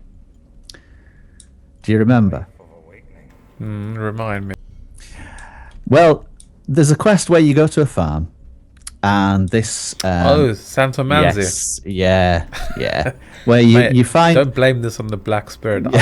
I hold you personally responsible for that whole palaver. Yeah, there's a little quest where you find this poor guy, and he's sort of like shivering in terror outside a cave that's full of imps or whatever, and he's too terrified to move, and he asks you to escort some supplies on a donkey to Valia, and you accept the quest, and then the Black Spirit pops up and says, you know what, screw that guy, I'll give you a better reward if you go and sell those goods to take them and sell those goods to this shady character in the same town. So I thought, well, okay, yeah, I'm into that. Yeah, I don't mind. I'll go. We'll go and we'll sell. And the guy turned out to be sort of like the local mafia, which we should have known with a name like Santo Manzi. Yeah. But yeah, he was a dick. It really was. Yeah, sort of like a slave character type person. Bartoli never forgave us for it either. He really didn't. Yeah, the other guy never forgave us for selling his goods. But hey, we got skill points. We did. But we had the option to, be goody goodies or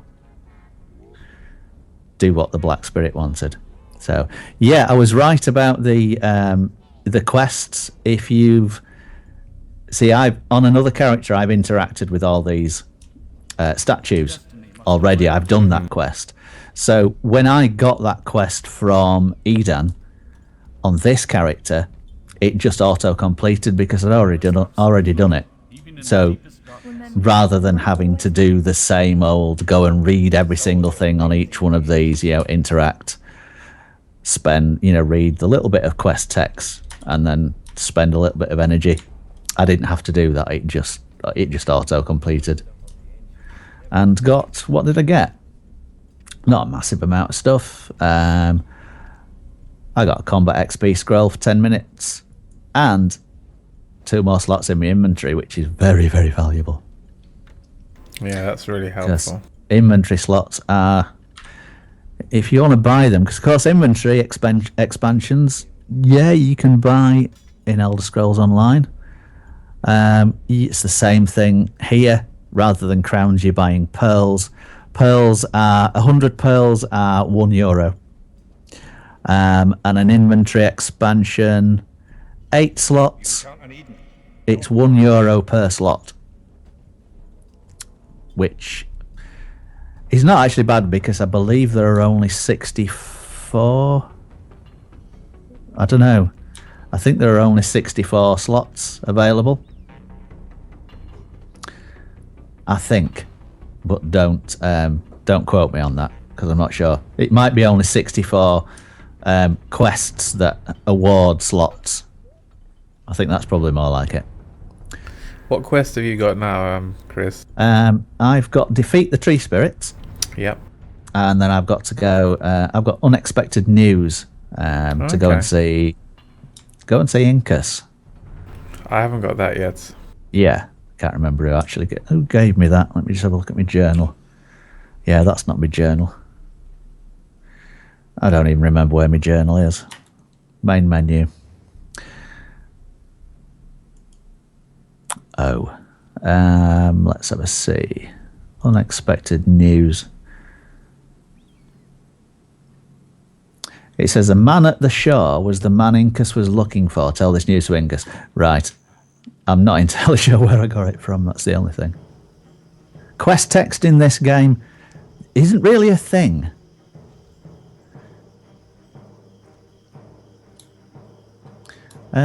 Yeah. Tree spirits. Okay. Yeah.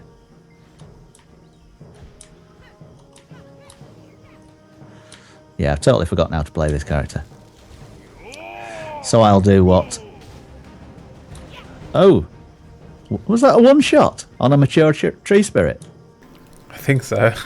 Wow. Gonna have to level my witch up.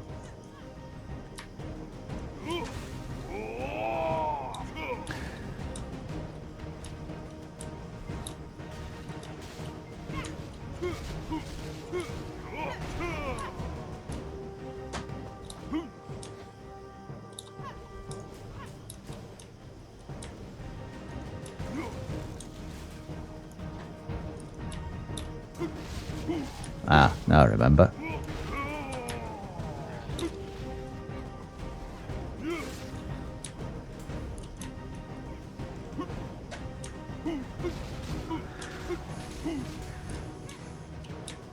Have you got screen effects turned up? Oh yeah, I need to check that. I might actually end up turning them down at some point.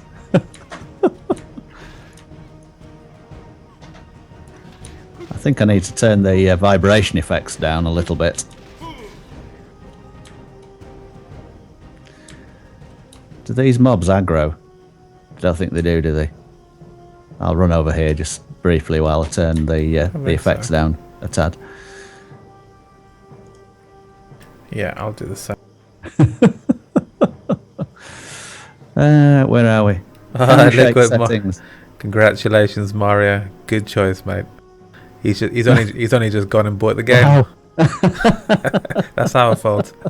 We were obviously, and we're not getting paid by them actually. You know what I mean? So yeah. You won't regret Good it, result. Mario. But Definitely. I do warn you.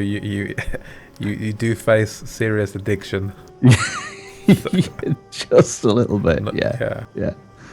Me and Chris have had to regulate our playtime so we don't neglect our ESO. Yeah.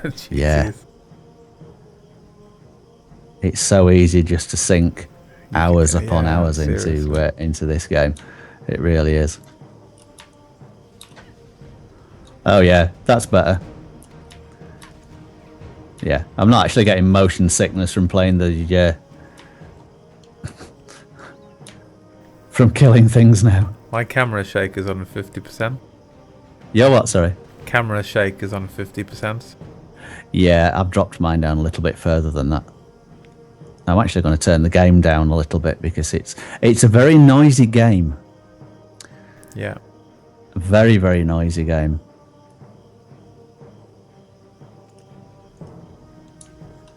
Right. More tree spirits. There you go. Thank you very much. That's better. So that's that quest done with. We got to Which talk to took Black us- Spirit.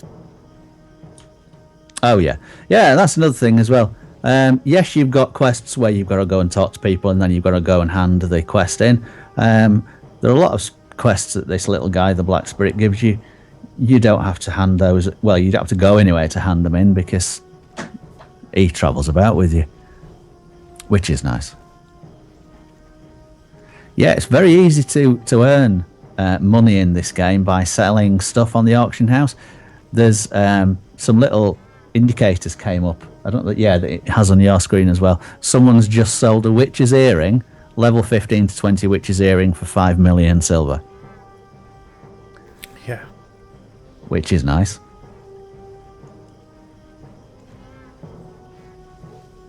What's our next quest?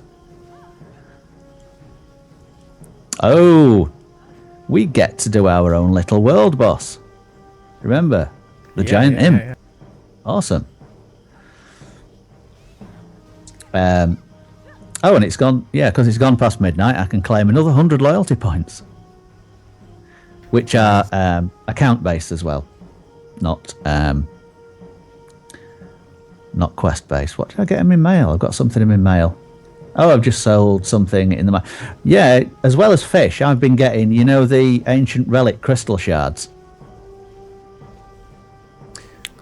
that you get.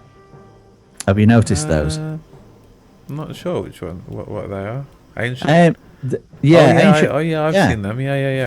You've got to combine them in your inventory. You can't combine 5 and you get a scroll for a world boss. Oh, that's what they are. Because I found Yeah. one when we were doing the beta, and I had no idea what it was for. And I couldn't figure out. I was right clicking on them and this, that, and the other, to combine them, and it wasn't working. Apparently, you've got to arrange them in a cross in your inventory, and then they'll turn into a scroll. Okay. And then, what the advice given was, don't do it when you're at low level, because you need several level 50 characters to go and kill the monster that the scroll you get for, and the scroll only lasts for 24 hours, I believe. So I don't think you can save them up, the scrolls. You couldn't put it in the bank and then save it until a later date. So what I've been doing is I've been selling the things on the auction house for about let's have a see. Marketplace. Where's my marketplace thing? Here's my marketplace. No. Ancient relic crystal shards. I've been selling them for 150,000 silver each. Wow. So, how much have I got? This character alone has got 79,000 silver, and I think I've got about 4 or 5 gold bars in the in storage Jeez. in the bank. Do you not want to try and? I mean, if they're selling for that much money, there must be a reason people are buying them. Yeah. Well, yeah. I mean, they're buying them because you get the the scroll, Yeah. but they don't stack. Okay. So they don't stack, and if you combine 5 together, I think the scroll only lasts for 24 hours. Oh, I just leveled up. There you go. Congrats. Thank you very much.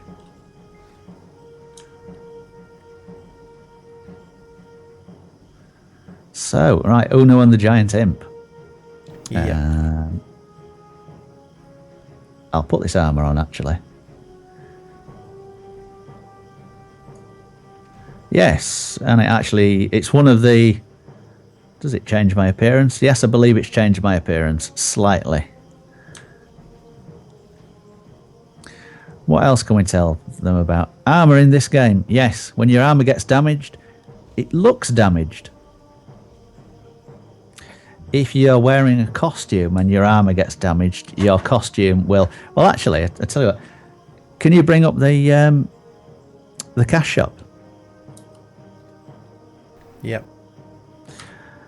And let's see. Just go into outfits.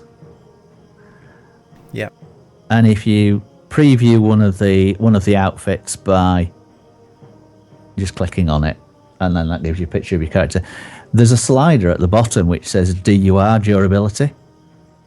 So you can see, there you go, that's what happens when you damage your armour. It ends up looking, I don't know whether it actually looks shit or it actually looks badass. Yeah. This one just looks like it's splattered with mud. It's splattered with mud and that. Yeah. Take it from me, mate. Some of the skimpy female costumes get skimpier the more damaged it becomes. Yeah. You can see the material starts tearing and falling Bits apart. fall off and it starts getting, yeah.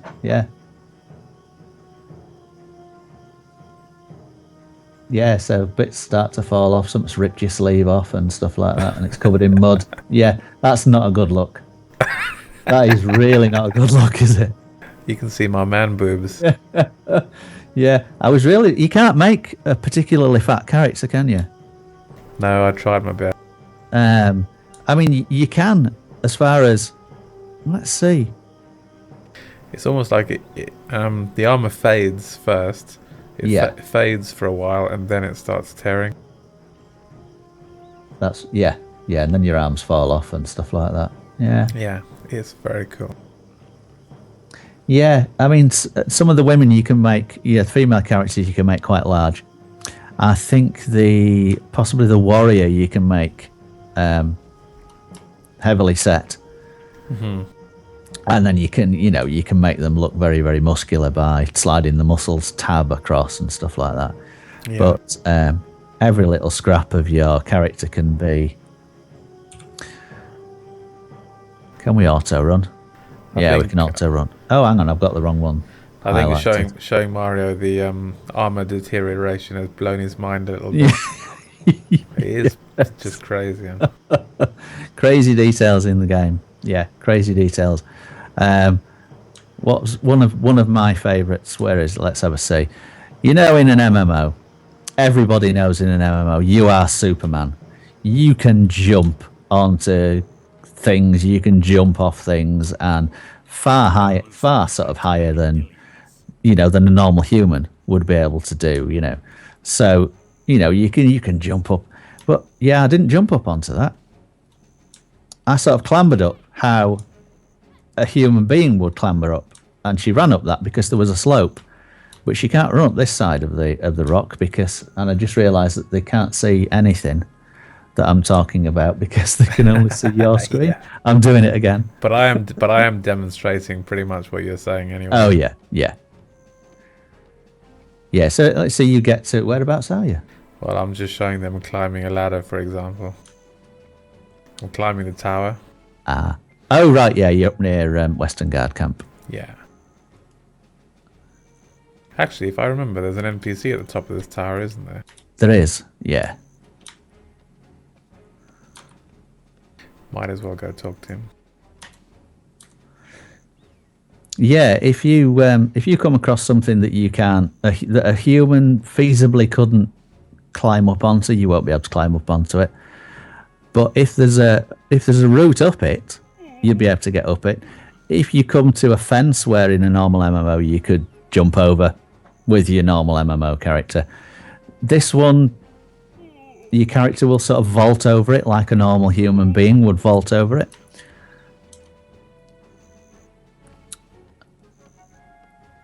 Oh, Devane's got a quest for us, I believe. Okay, I'm coming over. I think, anyway. It's got one for me, anyway. Oh, that's so cool. If you're on the ladder Yeah. and you press the jump key, Yeah. he jumps off the ladder, but he does it in a way that you would expect somebody who is jumping off of a ladder. So rather than just kind of falling to the ground, he kind of pushes himself away from the ladder and lands kind of... It just looks really realistic. Go on, I'm watching. Okay, hold on. Let Oh, me get... maybe not from that height. Yeah. Get a little lower. Right, watch. It's so cool. Every little attention to detail. Are you watching on the stream? Yeah. I am, yeah. Yeah, look, if you're watching the live stream. Oh, you're watching on Skype, yeah. Yes, I'm watching on Skype, yeah. I could, yeah. There you go. You actually clamber up onto what you're trying to climb, like a normal person would. And if you, yeah, there you go. If you try and walk off something high, your character goes, whoa! Yep.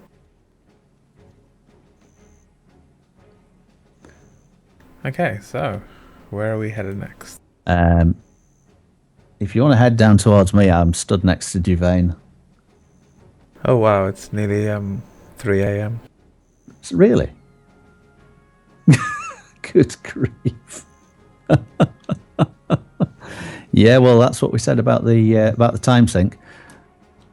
Do you want to go and kill this imp then? Then we can demonstrate. Yeah, definitely. Demonstrate a Definitely. demonstrate the world boss scroll. Let's get. I feel a little bad that I wasn't paying attention to the story when we did that quest. I might go back another time just to speak to all the NPCs and read the quest log. Because usually I like to follow all this little storyline. Oh, Edan. Yeah. Yeah. Unless you can tell me what that was all about. Yeah. Basically, when you get in there, and they've been doing this sort of archaeological dig, and they seem to know about the dark energies. They seem to know about the black spirit sort of thing.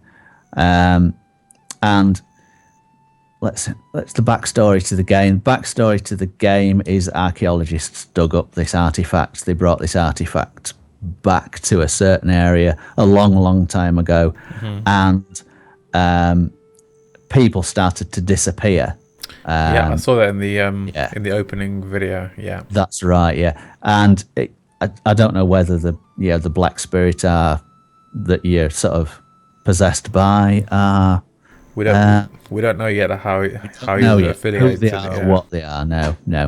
But when you go and see this other artifact that Edan's found in the cave, and it starts to react to your presence, okay. and he figures out that you're sort of possessed a little bit by the black spirit, and he tries to keep you away from the artifact. The black spirit as well tries to keep you away from Edan and his and the other person that he's with. But the black spirit, he gets pulled out of you, sucked into the artifact. The artifact processes him, gives him a bit more energy, and he levels up. So, gotcha. That's what was going on. Yeah, what was going on with all the archaeologists and the and those golems that were all kind of frozen in time. Did they explain anything about that? Doesn't Or? really explain anything. No. I should. If you speak to some of the some of the guys that are down there, they say, "Oh, I'm not entirely sure what happened" and stuff like that. And it tells you what the golems are, weapons, defensive weapons and stuff like that. Okay, are they kind of defensive weapons that were left behind, like Possibly to guard the artifact. Yeah. I'm not entirely sure whether. I think the guys who had been turned to stone, I think they were either priests or they were archaeologists. But yeah, I must admit, I'm going to have to slow down and not saying take notice, because the quest text is very, very sparse. Yeah, it is. We're going to be sleeping in a little bit, definitely. Although with the this is my second can of Monster tonight, so yeah.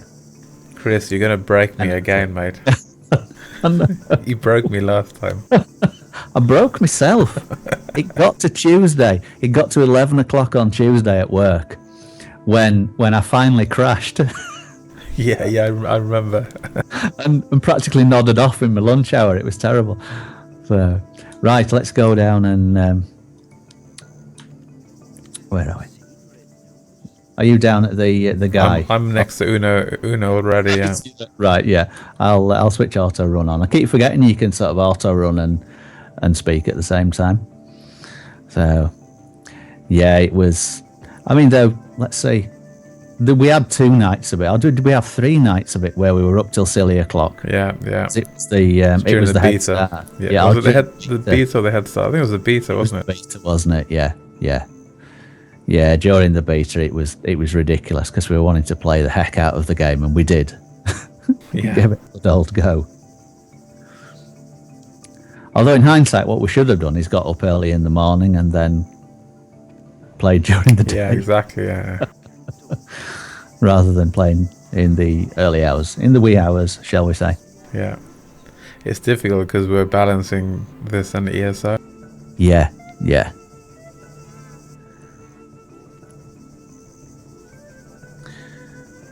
Where am I? I don't think I'm very far. No, I'm not very far away.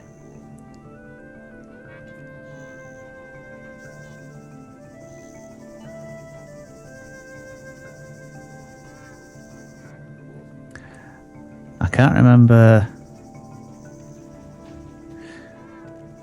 I don't think there's much more of a quest chain between speaking to this guy now and getting the scroll, is there? Don't think.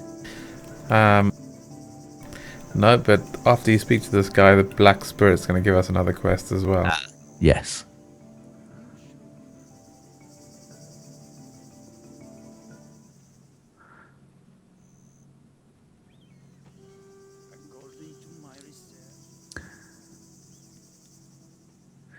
I'm just coming up the road. The one thing I found about auto run is you take the same path as some of the NPCs, so you're constantly bumping into people. Yeah. As you run up the road. Hello. Where's Uno? There he is. He's a strange little guy, Uno. Yeah. I don't know if he's a dwarf or a gnome or a combination. Oh, yeah. He's very alarming. He has got an impressive stash, though. He has, yeah. I'm not entirely sure that I'm jealous of the moustache. That must be. You must have to really set that rock solid before you start eating, otherwise you're going to be eating that at the same time. I have enough trouble with mine.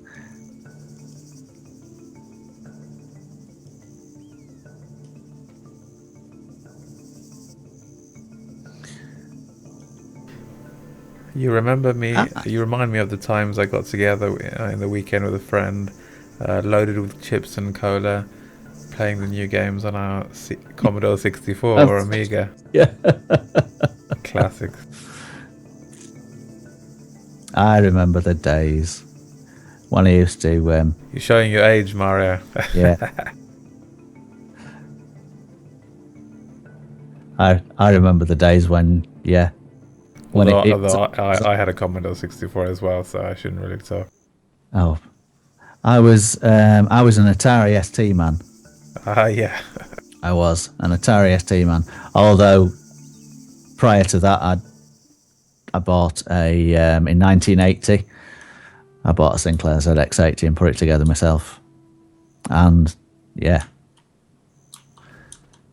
never been the same since. Right, so did we get a scroll? Yes, we got a scroll. I think we can actually. I think with this one, can't we? Yeah, we don't have to summon him at the same time, do we? I'm sure you can kill them several times over if each member of your party's got an individual scroll. Okay. And I keep bumping into you. Belle has this alarming habit of my characters are always predominantly women and taller than him, and he yeah. There's this whole thing of running face first into I don't do it intentionally, I promise. Okay, there's another NPC here. I remember this chap. Yeah, he's not happy about the wolves or foxes, weasels stealing the lunch and tools for some strange reason. Yeah. How brilliant. Look what this guy's saying. Logia said that he was tricked by Santo Manzi. Big surprise. Yes. Doesn't surprise me. Yeah. Quelle surprise. We should have taken that as a warning. Probably should, yeah. It's worth picking. It's worth discovering this guy, the node for Oh yeah. Logia Farm.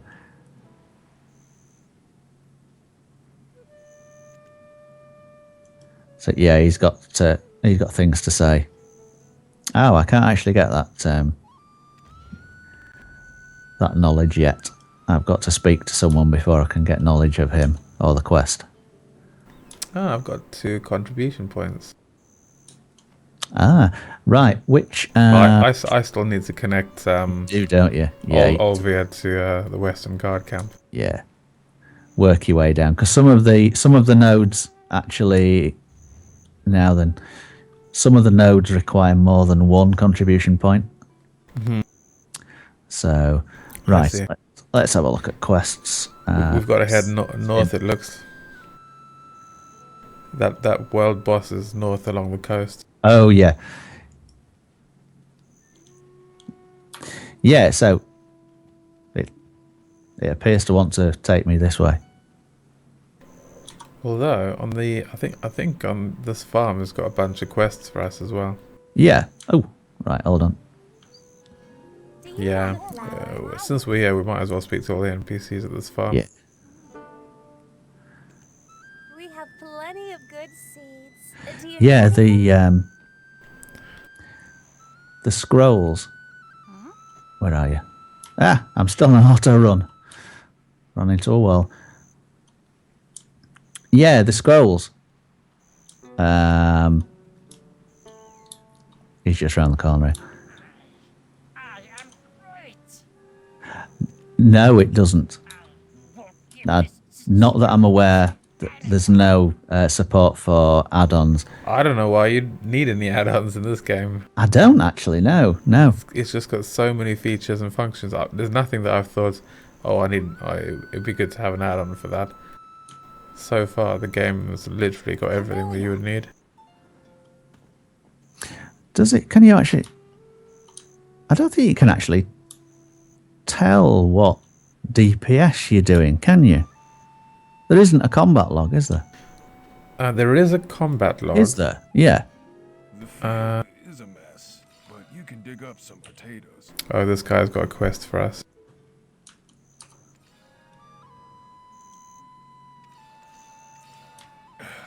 Porters are cowards. They make Where are we? trading all the more difficult. Ah, right. We've got to talk to people before we go back and get the quest. Yeah. There we are. Invest contribution points in our farm if you want to connect a trade route to Western Guard camp.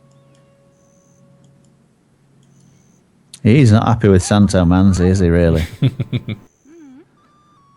No. Oh, we've got to Okay. escort the porters. Yeah, is this the one where we take them to Velia? Not Velia. I th- Is it Velia? Yeah, it is. Yeah. yeah, it is, but it's not the...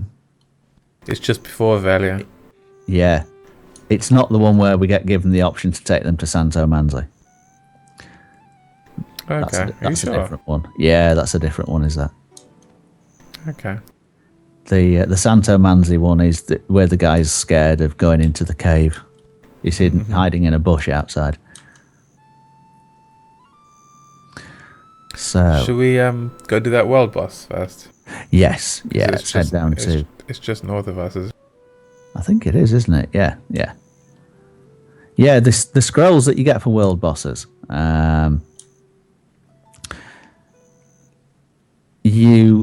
Let me put myself on auto run. We're not far from the place though. It's literally just down the fully. road. You get a scroll as a reward from a quest, which gives you, I suppose, similar to the end of most quest chains in MMOs. You kill stronger and stronger and stronger mobs until you get to a final sort of extra strong one or a named boss. Don't go over the edge. Paths down here. The amazing thing is, Mario, if you see in the distance that boat's over there, that's an actual player in his boat, fishing or traveling to trading route. But it's just pretty cool. Yeah, so whereas I know, the view is amazing. Yeah. It really is. Yeah, so you get a scroll as a reward, and then you can go and then summon a boss using that scroll. Other players can't kill your boss. Hello. Did you just summon the boss? No, it's somebody else. Someone else's. Yeah. Other players cannot kill your boss.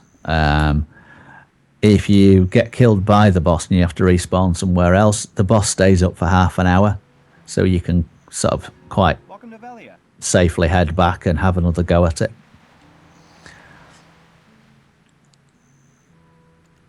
We don't have a regular army here. The Vigilante Corps, which Oh, are you down there already? is protecting Yeah. Yeah. Aha. I guess we can summon the boss on the road, I guess. Where are you? Ah, right. Oh, I'm down on the beach. No, where are you? Are you down You're on the top beach? of the cliff. I'm down on the beach. Yeah. Okay, I'll come down.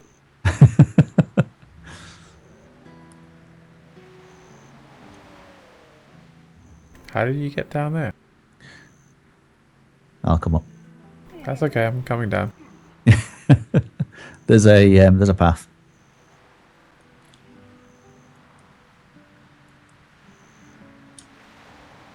Oh, yeah, there's a... Oh, I see the path now. I just jumped down.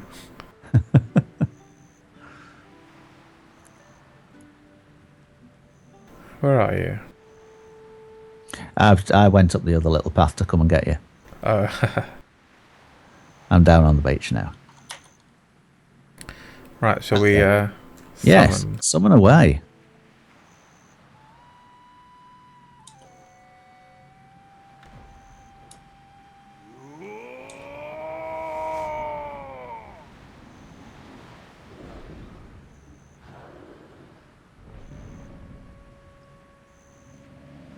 I think you annoyed him. Yeah. Just a bit. Hey, don't hit my bird. Leave him out of this. Right, here we go.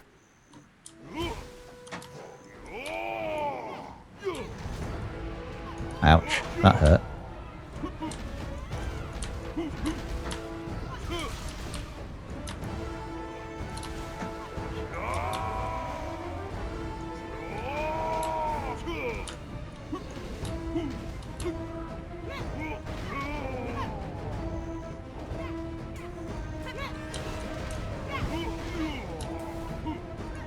And down he goes. I love this. Look how he gets sucked into the hole.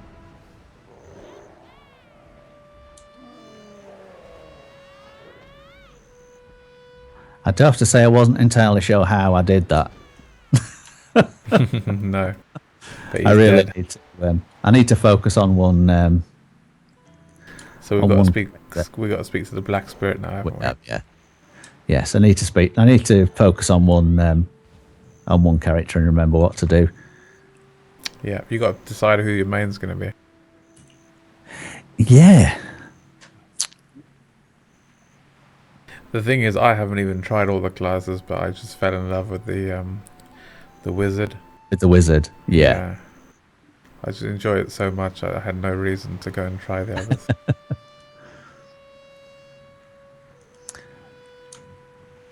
So I've got a weapon box. What did I get? You see, the thing is, do you want to kill him again? Oh, have you still got your scroll? I have. Yes. Yeah, we should. Just to see. I know that you get the same rewards. But I got. Let's see. Yeah, I got a weapon, which is a bind on equip, but it's bound similar to Elder Scrolls Online. It's bound to your family, which is server bound. Your family isn't cross server, but all your characters on one particular server form a family, and the bound items are family bound as opposed to being character bound, which is good. Yeah. Oh, and I got an expansion slot as well. That's good. Do you want to tell Mario a bit about the sorcerer class? The sorceress. Right. Yeah. She. Yeah. She do you uses. Yeah. Where do we start? Yeah. Let's have a look. Let's bring up the. She has a mana pool, which certain abilities cost mana to. Yeah. There's a lot of using resources and building resources back up in the game. So some of my skills will use. Let's have a see. There we go. We'll use mana. So you could my mana, and you can't see what I'm doing actually because I'm trying to describe what I'm doing and realise they can only see your screen. You can tell them a bit about the sorceress class though and what it's like playing her. She uses black energy to damage things. Let's just go through a few skills. Let's see. She uses magic damage. She consumes mana, standard sort of magic damage. She then builds up shards of darkness as let's see. She builds up fragment shards as she's landing skills, as she's using skills. And then that particular resource then can be spent to recover mana. It's really hard to explain. She has some teleport spells where she can teleport a short distance. AoE spells, single target spells. Yeah. She's very fast paced, isn't she? And she's kind of a mixture between melee combat and spellcasting. So it's not. Yeah, she's not strictly a ranged class. She she has these attacks where she can fire things out of her hands, can't she? Yeah. Black magic. But it's almost like a kung fu wizard, I suppose you could say. Yeah. So sort of like a battle mage, but in a hand-to-hand type. Yeah. Combat type thing. Her weapons actually are now then. Her main weapon is an amulet, and her offhand weapon is a talisman. So she has, she has a couple of things, one around each wrist. So she uses hand-to-hand combat. Yeah. That's why it looks like she's fighting. That's right. Melee martial arts style. Yeah. But actually, she's casting spells while she's fighting. With her hands. Yeah. It's really cool. I suppose a bit like a monk, you could say, from other MMOs. monk type of class. Yeah, yeah, monk type of class. I was going to say warlock, but then I think of warlock as being, the World of Warcraft warlock, which was a pet Yeah. class. So, yeah. Yeah, she's a mixture of melee and ranged. Yeah, Whereas wizards are predominantly ranged. yeah, sort of hand-to-hand melee. She's got, let's see, skills-wise, ranged skills. Now then, ranged skills. What we've got, Darkness Released is a ranged skill, which is a knockback. What have we got? Midnight. I'm trying to find. You've got main. You've sort of got main attacks with your left mouse button, and alternate attacks with your right mouse button. Combinations of movement keys and left and or right buttons fire off certain skills, and then you've got special movement keys, including F, Z, X, and V, I believe. That, it's very combo based. You fishing again? I thought I'd just show Mario fishing. I'm not gonna stay. I'm just gonna catch one fish and then leave. If you catch a bent fishing hook, can I have it? Yeah. I've already got one. I've kept it from the beginning. Damn blessed. And swimming, yeah, you can swim underwater. Yeah. Your breath lasts about as long as you could probably hold it yourself before you start drowning. Swimming costs stamina, and if you run out of stamina, you'll drown. So it's not like regular MMOs where you have to, you can swim about like the man from Atlantis. Yeah, I think it's really cool that you can swim underwater in this game. I'm sure there's going to be quests that require you to dive underneath the water. Yeah.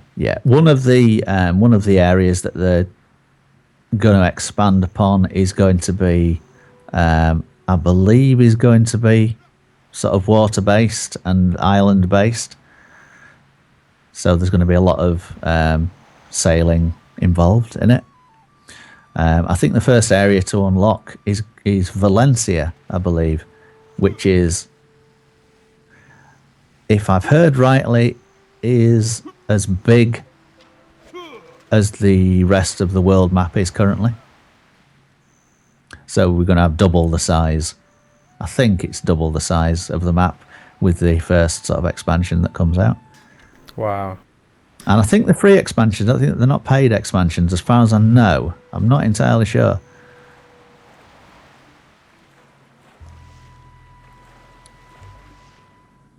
And I'm swimming underwater.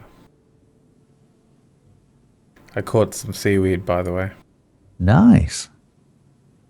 Is that vendor trash or... Well, there's a quest in Velia, a goblin who, if you hand in 3 seaweeds, he gives you Yeah. like a chest. You're going to drown. Nah, it's okay.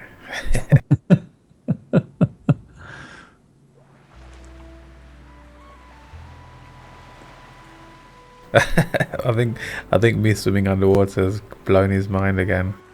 That's the thing with this game, man. It just has everything. It's almost like all the MMOs out there. It's basically picked all the great things from all the MMOs and put them all into one game. All into one game, yeah. Right, let's read this. Yeah, look at my skin, wet. See the water on my face?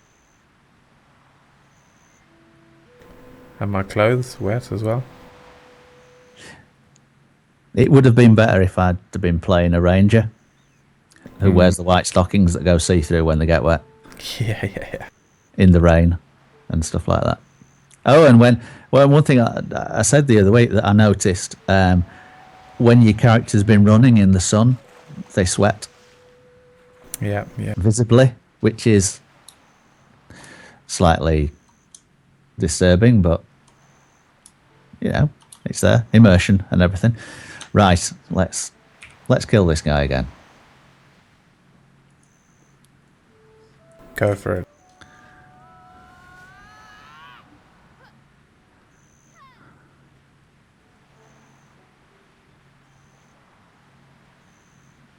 Oh, nothing happened. Oh. Ah, I wonder if... Is it Oh, no. 'cause- No, I've still got it in my... Am I not in the right place? Maybe it's because you've completed the quest. Possibly. Let's give it another go.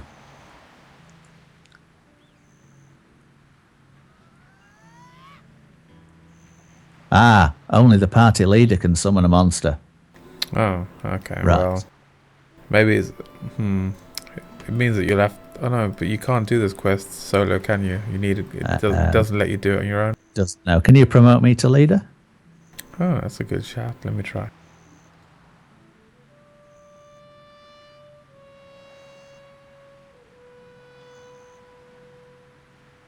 Um...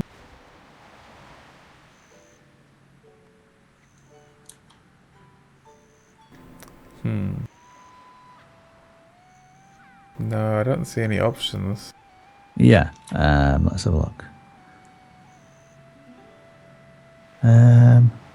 Where's the party menu? Is it just from the icons?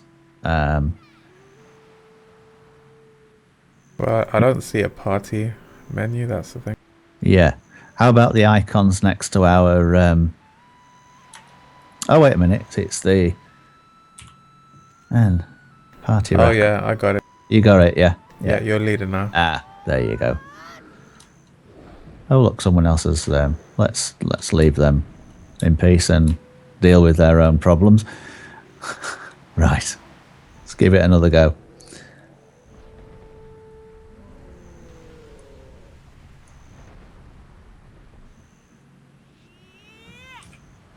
There we go.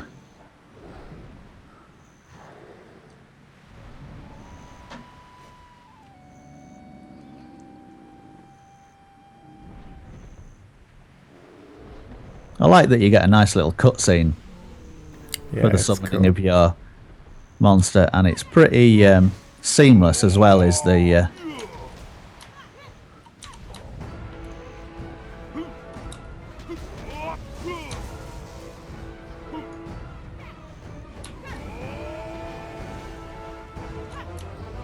Right, whatever I was doing, he was immune to, so... He wasn't immune to that, though.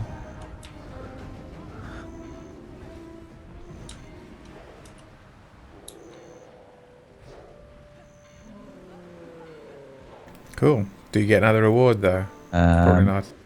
Did I get a reward? I don't think so, because No. our quest completed when we killed him the That's first right, time. yeah, yeah. So, no, didn't get another reward. The world bosses, obviously, you would get... You know, you would get loot. So, Yeah. what did I get? I got a nice amulet. Yeah, I got a nice amulet. It's dyeable, and it has a crystal slot as well. So, similar to... Now then. Let's see. Which MMO had slottable? World of Warcraft. Yeah, World of Warcraft had slottable weapons and Yeah. armor. And the Right. So what do we need to do next? I think, let's have a see. Have you got Scared and Hungry? No. No. Who gave me Scared and Hungry? I'm sure one of the guys down at that. I think it's the same as what happened in beta. Right. You've been given the quest, but I haven't because of Yeah. the star sign thing. Yes. Yeah. Yeah, you get to pick a star sign when you create your character, and if you've got, if you come across an NPC that has the same star sign as yourself, you automatically start at a higher level of amity with them. Should we go do that escort quest? Since Oh yeah, this is yeah. just around the Up corner. at, This is my NPC taking the long way around. Look.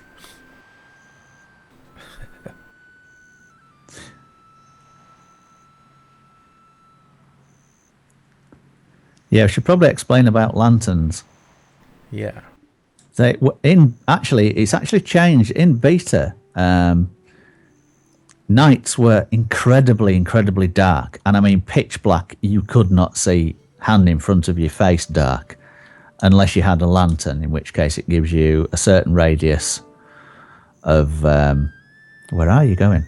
Yeah, a certain radius around you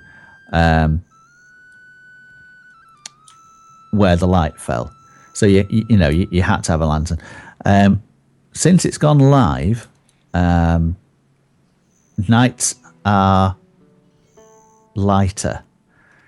So if you can imagine being, in an area without street lights, it's not actually dark because, God, these donkeys don't move very quick. It's not actually dark because starlight is a thing, and so is moonlight. But a lot of people have been complaining that nights now you can see stuff, but it does look a little bit more natural. And what they've done is, but if you wander off, by the way, guys, in front of these porters who only go at a certain speed for too far, they have a sulk and they stay where they are. So you've got to go back and get them. So people have been complaining that the nights are no longer dark and it's not as immersive. But yeah.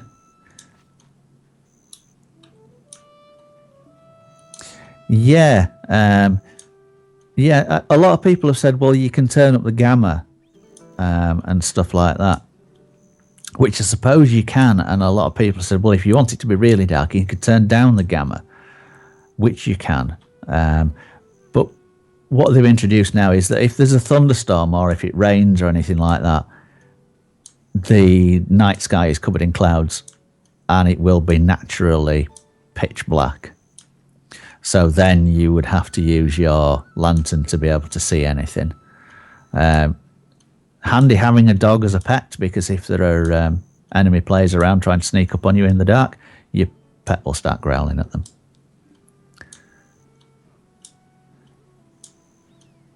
But it did strike me as odd when I first logged into live that the nights weren't quite as dark as I remember them being.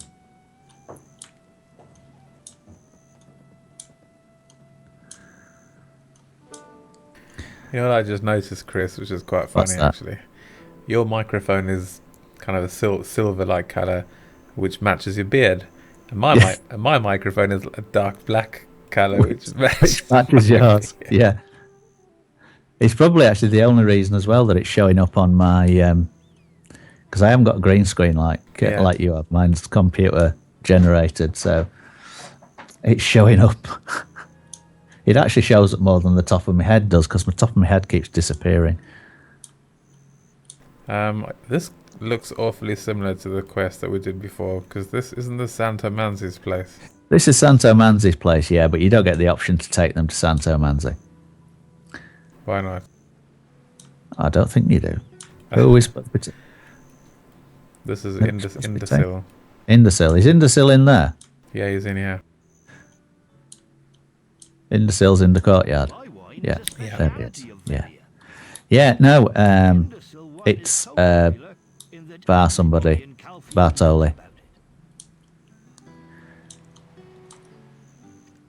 The best wine is derived from a long maturation process. Yeah, you can complete the quest, yeah. Yeah.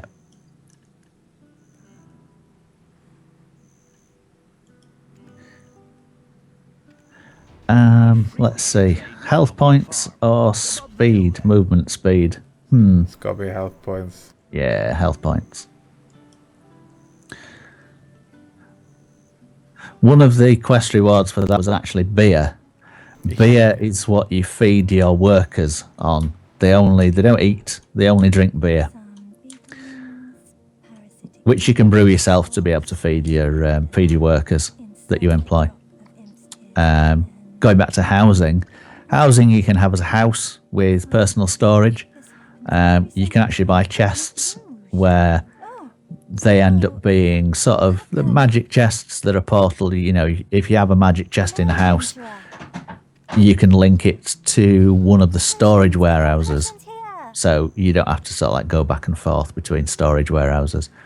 What a lot of people have done is they will have a house in one place with a storage chest, and they'll have an alt packed in one of the major cities so that they can put stuff, let's say catch fish where the storage chest is, put it in the storage chest, and an alt can pick it up in one of the major cities and sell things to the trader.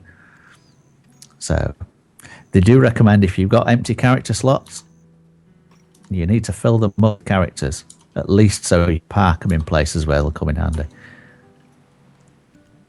Yeah, you'll want to speak to Eileen when you finish there, Chris. Oh, the parasitic bees, yes. Yeah, she's well, we've got a quest to hand in to her, but she's also got a new quest to give you.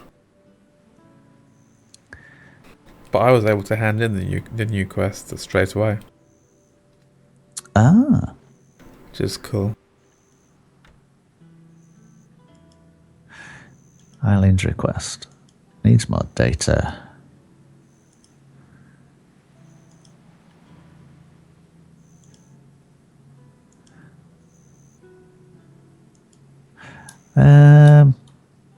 Yeah, I've got Eileen's request. Yeah. Which was learn about parasitic bees. Okay. I must have already learned about them then, because I could hand it in straight away. Right. Yeah.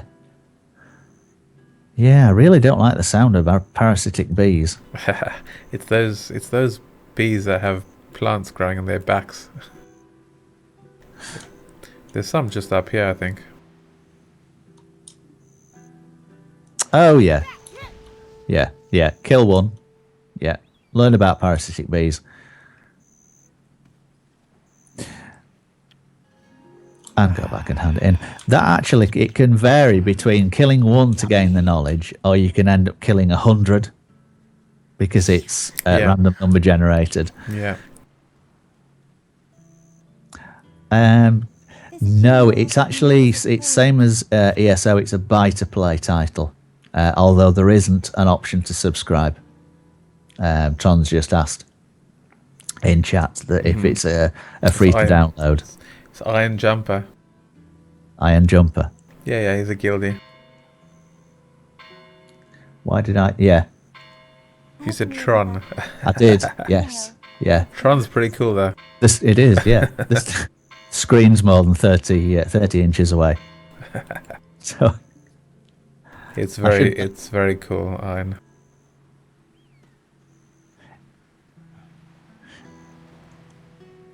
Someone just sold something on the market for 7,500,000 silver coins. I want to make that much profit. Well, finally, I'm in a town with marketplace, so I can start selling my stuff. Oh, yeah. Properly, yeah. I think this is a good place to call it tonight. I think it probably is, yeah. Because, because we can log on tomorrow, and even if we're on at different times, we can kind of do the whole run around the town and speak to everyone.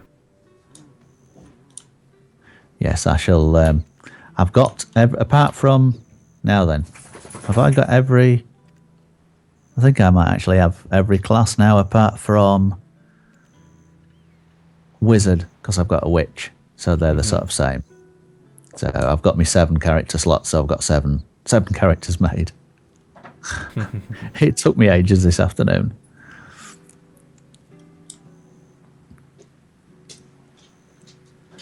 But yes. Let's see. Are you going to hand that? We've got a quest to hand in here. Yeah, Alliston. My friends, there's no need to think of alchemy as something esoteric. Alchemy selling his snake oil. The fundamental principles of all things. All things exist based on. Huh? What's happening? The staff is shaking. That staff of his looks similar to the items that were in that cave. Yes, it does, doesn't it? Yeah. Yeah, so he obviously knows about the black energy as well. vast world before you, just waiting to be explored. Come see me often, for your own good.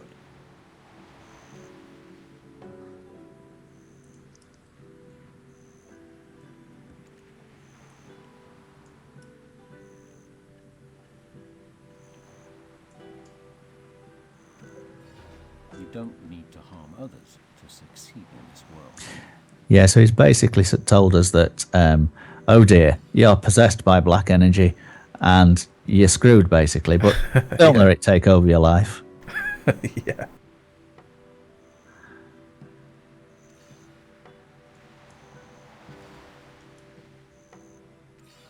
Time spent interacting with others and studying is never a waste. And he sends us on a nice little quest to Torvalia and go and speak to all the Oh yeah, it's a NPCs tour, tour of the town. That's right. All the relevant NPCs. the relevant NPCs, which you then learn about certain, you learn about more sort of functions of various NPCs and stuff like that. So this is Eileen's dad. That's right. Yeah. Yes, he describes her as a filly. For your own good. Oh what? Yeah, he describes her as a filly, a fine young filly. Okay. Eileen. Yeah.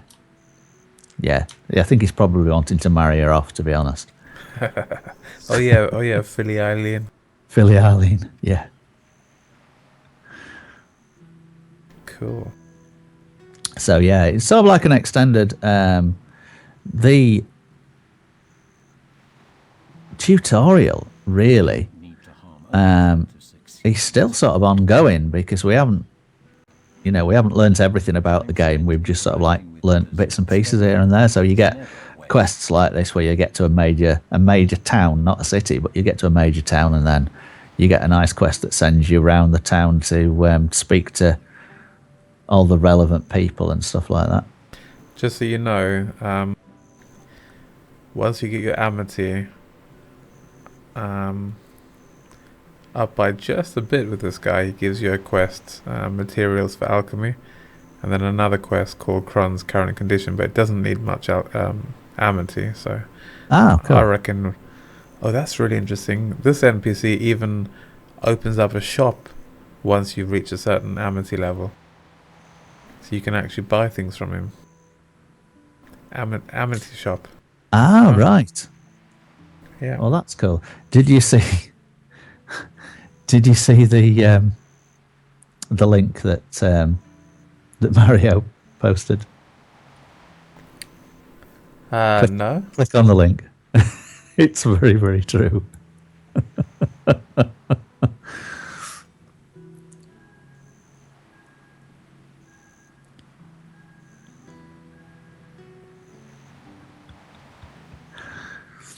Oh yeah.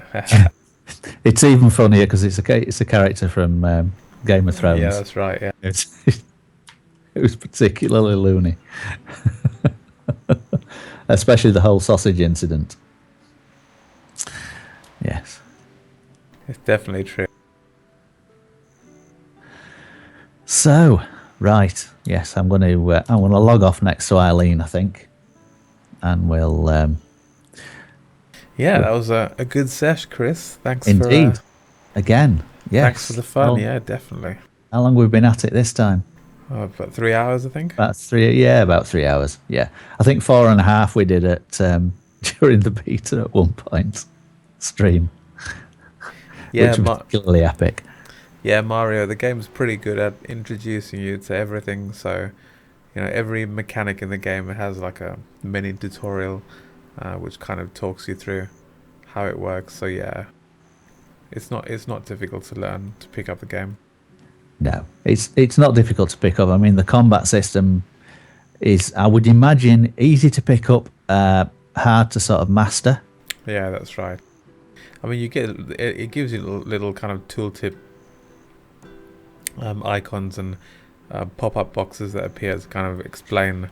And it's got the little help window as well, which even shows you videos of how each of the mechanics in the game works. So Yeah, the I'll different combos and stuff yeah. like that. Mario, if you're looking at my screen now, watch this. So you see if I click guide, and then look, you've got here quest targets, combat basics, so and so. If I pick one of these, perform a quest, watch this. Think of the Black Spirit as your guide. You can summon it by So you pressing get the a comma video key on the explaining. keyboard, and you'll get various quests as you go along. And Most there are, quests in as you Black go Desert along, include there are navigation support. sort of a couple. I don't know how many there are, but there are several quests where you start to learn combos red of button shows you skills where to the chain quest goal together, is, which will and the give yellow button allows you to move a sort of toward it stronger effect. automatically. And you Now actually click get the a yellow button video to to automatically show move your you character to the quest locations. that. And as you learn skills as well, in fact, there's a section. Let me see where it is. Yeah, if you go into your skills window, there's even Quest a targets are section highlighted where in it will blue, give you so skill can combo easily see them guides, from a distance. which you can click on, and it will give you then. It has a list of about 5 separate sort of combos of skills that you can chain together for intermediate, a veteran, and then master level skills, which I really need to study for one class and learn how to play one class Yeah. rather than just mashing buttons at random. Yeah, the game is really good at teaching you all the basics and all the mechanics. I mean, It really is. Yeah. I think I'm going to sit down at some point and just literally go through that entire guide and just watch each one, just because there'll be little bits and pieces that I've missed. Yeah, that you sort of gloss over. Yeah. Yeah, totally. Yeah, it's really good. Cool. All right. Well, on that note, I think I'm gonna hit the hay. Yes, same here, mate. Yes. But yeah, thanks for the fun, Chris, and guys in Twitch. It's a pleasure. Yeah, know, thanks for sticking out with us till That's what I was gonna say. silly o'clock. Hats off to you guys for hanging out with us for this long. And, Yes, thanks for watching, guys. Yeah, Iron Jumper, I know you just joined us quite late, but if you want to watch the earlier parts of the stream where you can see some of the questing and some of the combat, and I think, yeah, Twitch will store the video for a while, so you can go back and watch it and rewind it if you want to see some of the bits. Yeah. It does. You're turbo, aren't you? Yeah, I am, yes. Yeah, you're turbo. Yeah, I think it stores them for a couple of weeks or maybe even longer, actually. Yeah, that's right. Our pleasure, Mario. If you want to hang out with me and Chris, we're on the Alliston server. Alliston server, yeah. So feel free to chuck us a friend invite. Yeah, we'll be happy to hang out with you. There's a couple of Black Desert threads on the Alith website. I think one I've put my family name, but I'll list character names actually as well, because I know it seemed to be a bit buggy adding friends via family name, didn't it? Yeah. Before, so I'll list my characters' names on there, and then depending on who I'm on with, you can just ping me a friend invite. Yeah. To add to the friends list. Fantastic. Cool. All right. Well, thanks again, guys, and we'll catch you next time. Definitely, yes. Yeah, next Saturday. Sounds like a plan. I think it's going to be a Saturday thing, isn't it? Yes. Yeah. Saturdays in Black Desert with Beards in the Desert Online. That's the title. Suitably named. It does mean that the beard's going to stay. Yes. Yeah. It was a good plan, I thought. Definitely. Right. Thanks All right. for joining us, guys. Thanks a lot, guys. Till next time. Good night, everybody.